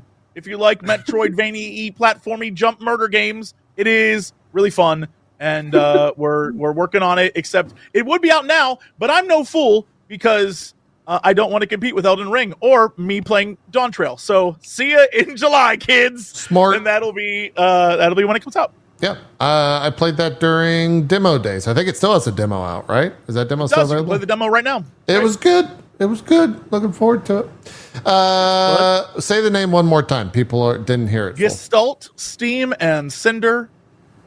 Look it up on Steam. You can wishlist it today. Fantastic. Rami, what do you got going on? Do some shout outs. Where can people check you out? Oh my gosh. Everything is happening. I have a lot of shit going on, which is really exciting. I'm doing a bunch of games again. Like, all of them are weird. I definitely hit my Miley Cyrus weird era. I've done the screen shake, and now I'm doing other weird shit. I'm pretty excited about that. You can follow me on Twitter, but Twitter doesn't work anymore, so don't do that. You can find me at ramiismail.com if you're a game developer and you have questions or want to talk. Just reach out. If you have $10 to spend, buy the Exit 8 and go watch Jupiter Ascending. That's all I have. Yo, that's a winner right there. Yep. I second that. Yep. Terrible. It's terrible. Astaghfirullah. This stream was not halal. No, it wasn't. It started off not halal, and it ended not halal. Yeah. Twitter actually doesn't exist. You can't go to twitter.com anymore? No, it redirects to X. It redirects to X.com now. Yeah. But more importantly, nobody sees tweets anymore. So it doesn't matter. It doesn't matter. Find me on Blue Sky or Instagram. Yeah. Or LinkedIn. Fucking go to LinkedIn. It's better than Twitter. We're bringing it back, kids. LinkedIn is back. What? Oh god. I don't like. Yeah, I don't. It's sad. I'll see you on AIM. I might have to start the Switch thing, but I heard that it's bad. Switch what? You have to switch this to what? Twitch thing. Maybe I have to switch to this Twitch thing, but I heard it's tough. It's not worth it. It's a tough place. Yeah, it's not worth it. Tough people. You got to do it for the love of the game, or don't do it at all. All right, that's it. Thanks everyone for watching. We're out. The only thing that was one more time. Do the one more time. Oh.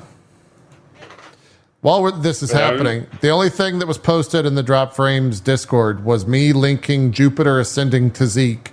And we're not going to say anything to Cohh. We're just going to talk at the start of next show about Jupiter Ascending and not tell Cohh why. What's going on over there? I'll get my notebook out. Why does Rami look so tiny? Like a cat. I got a little cat. It's like a little cat. Jesus. Hello, Mr. Bond. Jesus. I've been texting you, Mr. Bond. Anyways, that's it. We're out of here. Thank you all so much for joining us. We will be back next week with another episode of the show, I guess. VOD will be up over at youtube.com/JP later, probably in the next 45 minutes or so. So you can go subscribe and it'll be in your sub box later today. We're out. Thank fuck. Bye-bye.